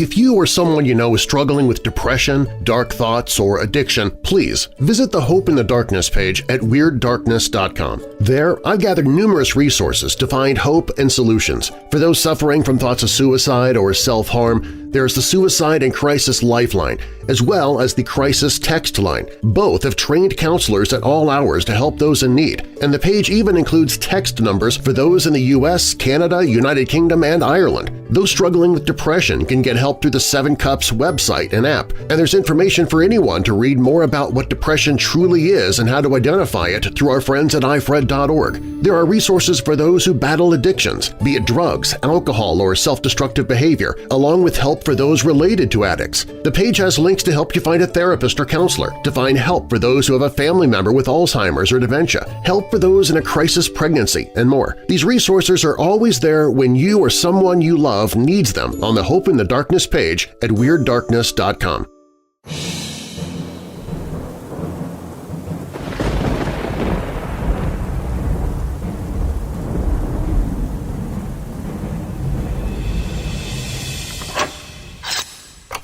The Hollywood Radio Theater.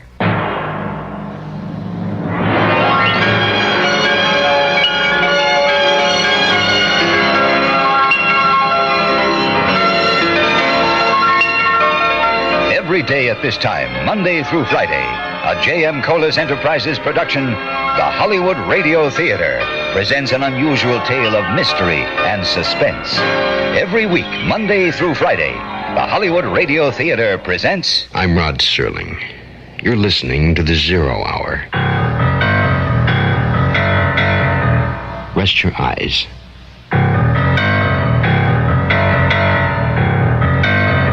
Open your mind.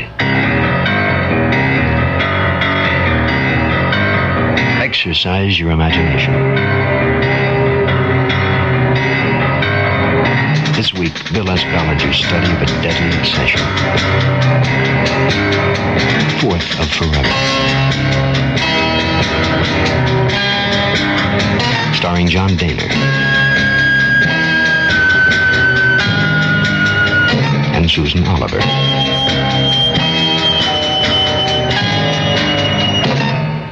In Elliot Lewis's production of The Zero Hour.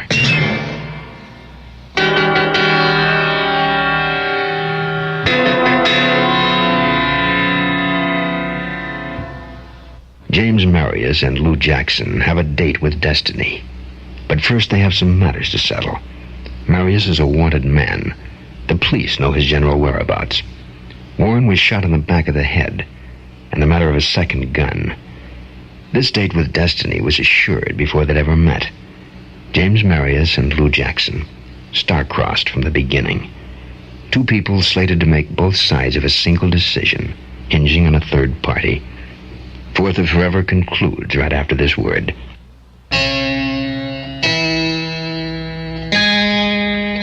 Lou. Darling, don't stand out there in the light. Come in. Lou. I just can't believe it's you. Is it? You look different. Your hair. Do you like it? Oh, sure. I liked how it was. Oh, I had to hide somehow. You understand. I guess it is a rather silly disguise. Oh, don't worry. I'll get used to it. Poor baby. Someday I'll change it back for you. The Gazzetti. You didn't sell it? No, it's my most prized possession. But the money you sent to Lloyd, the attorney. I sent the money, but I didn't sell the painting. Well, but then how did... Oh, long story, darling. I'll explain later. Let's have a drink to celebrate our reunion. Oh, no, I've stopped. Or nearly. Have a brandy, anyway. Come, sit by me. Well, this house, who does it belong to, Lou? Oh, friends of mine. I stayed with them, months ago. When I ran away from the apartment, I came here, and they're out of town for a short time. Why'd you leave your apartment? I couldn't find you. I had to after all that happened. But I called you long distance from New York, and you wouldn't talk. I know. I was a terrible coward, but I panicked. Oh, come on. You knew I wouldn't involve you. I hadn't said a word about you. Not to the lawyer or the cops or anyone. You don't understand, darling. I need this drink. Look at me. I was in Warren's hotel room when you killed him. You what? Surprised? Not really.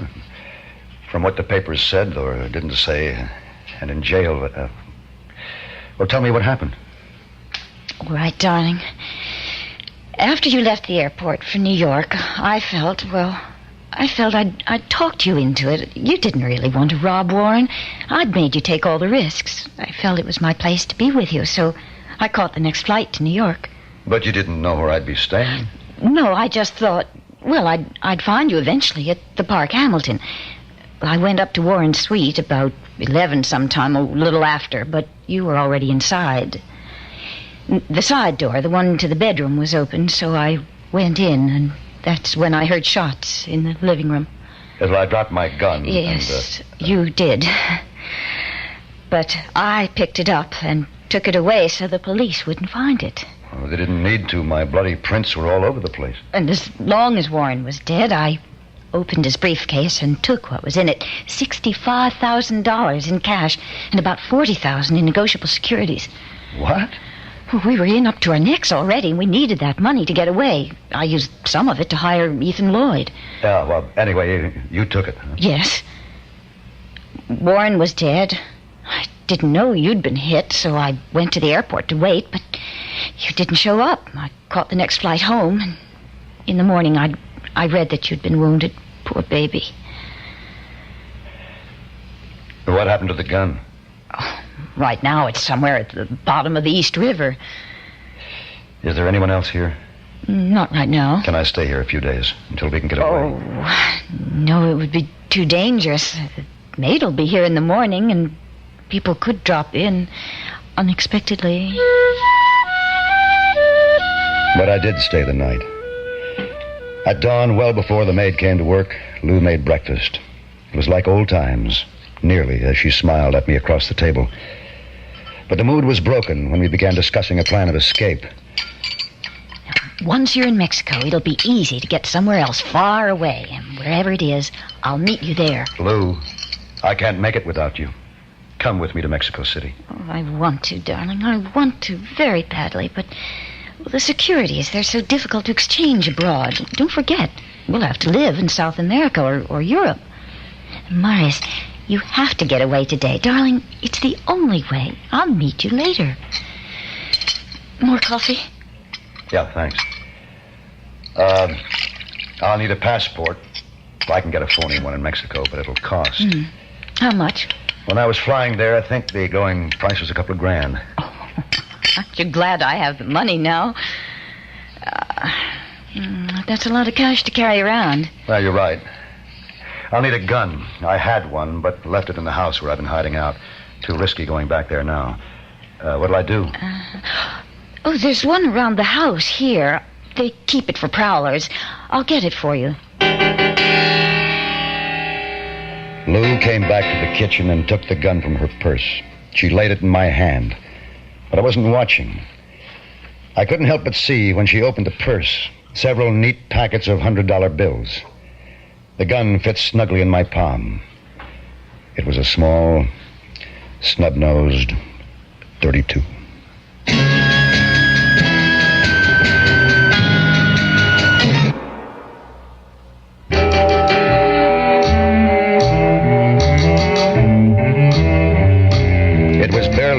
outside as we prepared to leave. I stopped by the back patio to admire the garden, potted plants hanging and standing, the flower bed alive with daisies and petunias in full bloom. Lou tooted the horn lightly for me. I got in and we drove off. By the time we reached San Diego, the sun was high. Crossing the border, we must have looked like any two American tourists. We drove right through and on into Tijuana. Well, when will I see you again? Thursday. I'll be down. Well, why so long? You'll be busy, and so will I. That's 4 days from now. Seems like forever. How much money will you need? How much have you got? Enough. Well, I'll need enough for the passport, the hotel, the travel arrangements, not to mention payoffs and whatnot. Darling, just tell me, how much do you want? They better give me 10 grand, just to be safe. $10,000? Were you planning on bribing the whole country? If all goes well, I'll be in Mexico City tomorrow night, Hotel Del Prado. Meet me there on Thursday. I'll be there. It took me a day longer than I'd expected. The travel arrangements were easy. Getting the passport, however, took some doing. I located a few people I had known in the past who in turn contacted other operators and so on. I got the passport Tuesday morning, the stolen one, doctored with my picture and new stamps. It was good enough that I wouldn't have any trouble. That afternoon, I flew into Mexico City and registered at Hotel Del Prado under my new name, Harold J. Hanna. I spent the next day making final arrangements, checking schedules, buying clothes. Everything I needed I could get in the shops contained within the building, so I never left the hotel. Finally, Thursday night arrived, and with it, Lou. Darling. It's so good to see you. Yeah, what's in the bag? 2 bottles. One champagne, one brandy. Just like we began. Oh, you're wonderful, Lou. You really are. Did you get the passport? Yeah, no problem. You are now in the arms of Harold J. Hanna. Oh, I liked Marius better. Well, maybe we'll change it back when we get to Greece. Greece? It's perfect for us. You won't believe all I've got planned. Come on up to the room, Mrs. Hanna. I'll tell you all about it. It was a while before we talked. We didn't even get the bottle open. I was looking at the moon full in the night sky when she came back into the room wearing the pink nightgown she'd worn all afternoon.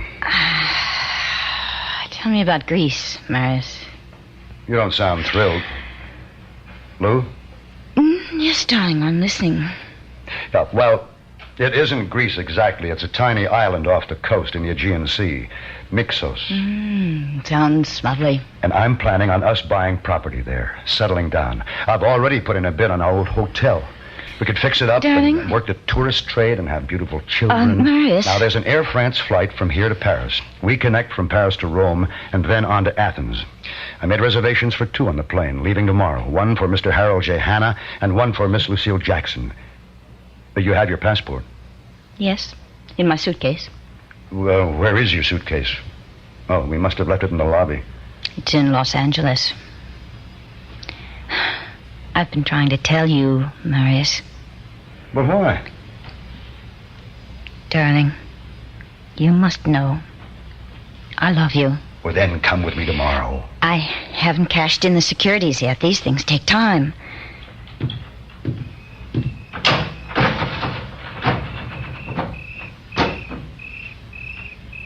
Lou, what are you thinking? Oh, I was thinking of the night. It's quiet and peaceful. It goes on forever, because every moment, somewhere in this world, it is night. Do you know why the night is peaceful? Because it has no conscience. It neither wants, nor remembers, nor condemns. At night, people are born, they make love, they die. Makes no difference. Night merely exists, always. I'm sorry, my darling, for the way things worked out. I'm sorry it was you. Will you come? Yes, I'll come. When? 2 months. All right. You'll fly to Athens, then sail from Piraeus to Mixos on the Persian Queen. I will... Wait. No, I'm fixing the date. The ship sails on the 1st and 3rd Monday of every month. So with a 2-day layover in Athens and 2 days on board, you should be in Mixos June 4th. That's 2 months from today. 2 months is a long time. No, my darling. Forever is a long time. I'll be waiting for you.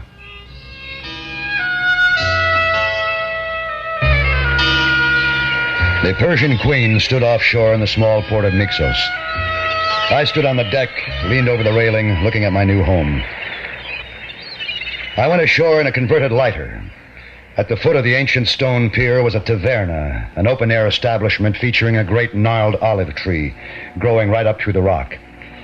I stood there, holding my suitcases, until... Would you care to join us? Oh. Yes, I would. Thank you. We saw you arrive. You know, there's so little to do here that we all hurry to make friends with a stranger. I am Yvonne Lamotte, and this is Father Gilbert. Miss Lamotte, Yvonne. Father, I'm Harold J. Hanna. J for James. Are you a tourist, Mr. Hanna? Oh, yes, and entirely at large. Is there a hotel here? Only one. It is not large, not small, not good, not bad. It is also not cheap, but one has no choice. It is called the Acropole. The Acropole was run by Constantine Gregoris, a heavy-set, nearsighted man. He assigned me a tiny, stark room, which he claimed was the best in the house. The first few days were torture. I was a man alone in a strange country. The last day and night with Lou burned deep in my memory. I could have easily afforded scotch, but thought it best to let the $7,000 I had left cool. Time passed slowly. There was nothing to do on Mixos but sit in the taverna, drink ouzo, and talk. I got to know and like Yvonne, and the Padre, as I called him. Together we made quite a trio. Yvonne, a thin, dark girl with a pixie face and boyish cut hair, was a musician. She had studied in Paris, which was her home, as well as in New York.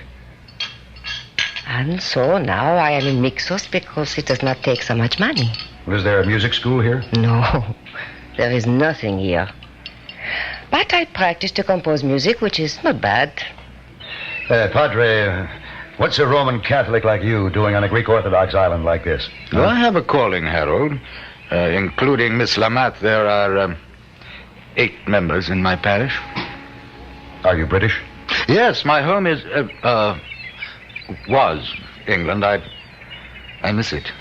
When are you going home? Oh, soon, perhaps. But then I may be here forever. Forever is a long time. Uzo? Thanks. Hello, Yvonne. Join me? Yes. How? Newspapers. Where did you get them? The Persian Queen brought them yesterday. I had them sent from Athens. From Los Angeles? Yes. It's my home. Well, near it, anyway. You wait all day for the Persian Queen just for a newspaper? I suppose I do. This time, anyway. Next time, I'm hoping they'll be delivered by someone. Oh, you're waiting for somebody. A woman. Is she beautiful? Yes, Yvonne. I am waiting for a beautiful woman. I have been for some time. And will you have Father Gilbert marry you and this woman? Only if you promise to be maid of honor. We will see. I cannot promise. The L.A. papers had dropped the Warren story. There was no mention of the search for James Marius either. Though I began to feel safe, those last 2 weeks of waiting were the longest of my life. Each day an eternity. Waiting, until I was on the pier at dusk when they lowered the lighter over the side of the Persian Queen. I watched it all the way into shore, watched and waited. I could see the purser, but no one else.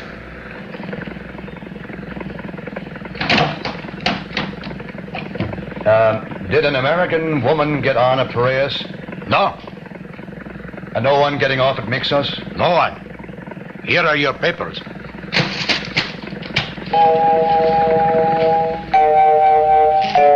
I stopped off at the taverna, but didn't stay. One crisp $100 bill paid for drinks all around. I retreated to the Acropole with my newspapers and a bottle of scotch. In my room, I threw myself on the bed and broke the cords on the papers. And there was the answer. Page 1. Society news. Former Mrs. Theodore Warren weds prominent attorney.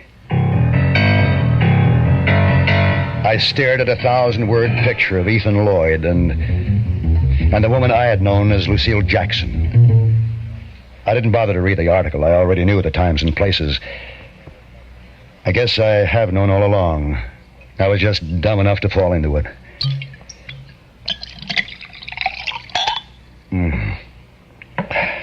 Lou, or whatever her real name was, Mrs. something or other Warren Lloyd, was a woman of money, position, and separated from her millionaire husband.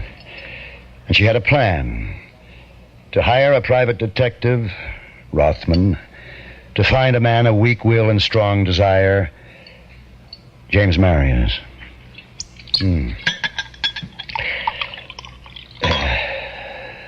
She needed such a man to speed up the proceedings. Divorce takes such a long, long time, especially with a wealthy attorney waiting in the wings. So, make up a Clara, create a temporary Lou Jackson, and it's goodbye Warren, hello, $10 million. Phase out James Marius. That's about it. The way things are. And she's sorry. Well, it could be worse. I could be in prison. I could be dead. I could be a murderer. But I'm not. That flash in the mirror back in Warren's hotel room tells me so. I could be broke, but I'm not. I have lots of money. Not 10 million, but enough for James Marius. Marius. She likes that name better than Hannah. Well, so do I. I think I'll change it back. I like the way it looks on a passport. I'm getting bored here in Mixos anyway, with all this money and nothing to do. Well, I gave her a chance. Too bad she missed the boat.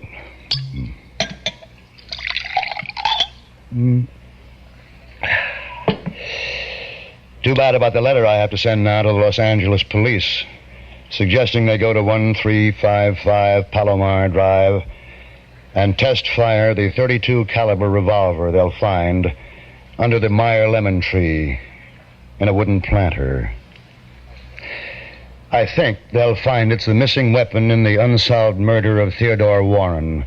Too bad it's registered to Mrs. Theodore Warren Lloyd. Like the lady says, Marius, you can't lose. The funny thing about murder, you just can't get away with it.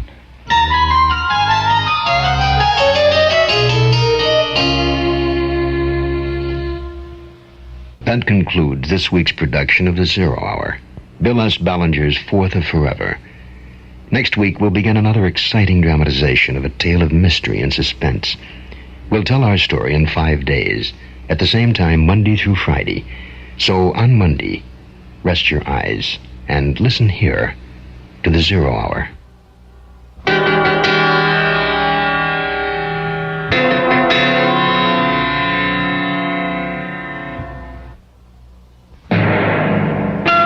Listening to the Hollywood Radio Theater's presentation of The Zero Hour, heard every weekday at this time. Rod Serling is your host. Fourth of Forever was written by Bill S. Ballinger. John Daner was Marius, and Susan Oliver was Lou. Featured in the cast were Ben Wright and Lillian Byatt. Zero Hour is produced and directed by Elliot Lewis. Jack Myers is executive producer. Rochelle Sherman, associate producer. And Kim Weiskopf, story editor. Music conducted and composed by Stanley D. Hoffman. The Hollywood Radio Theater theme was played by Ferrante and Teicher and is now available on United Artists Records and Tapes. This has been a J.M. Colas Enterprises production. Hugh Douglas speaking. Tune in Monday, and once again, rest your eyes and listen here to The Zero Hour.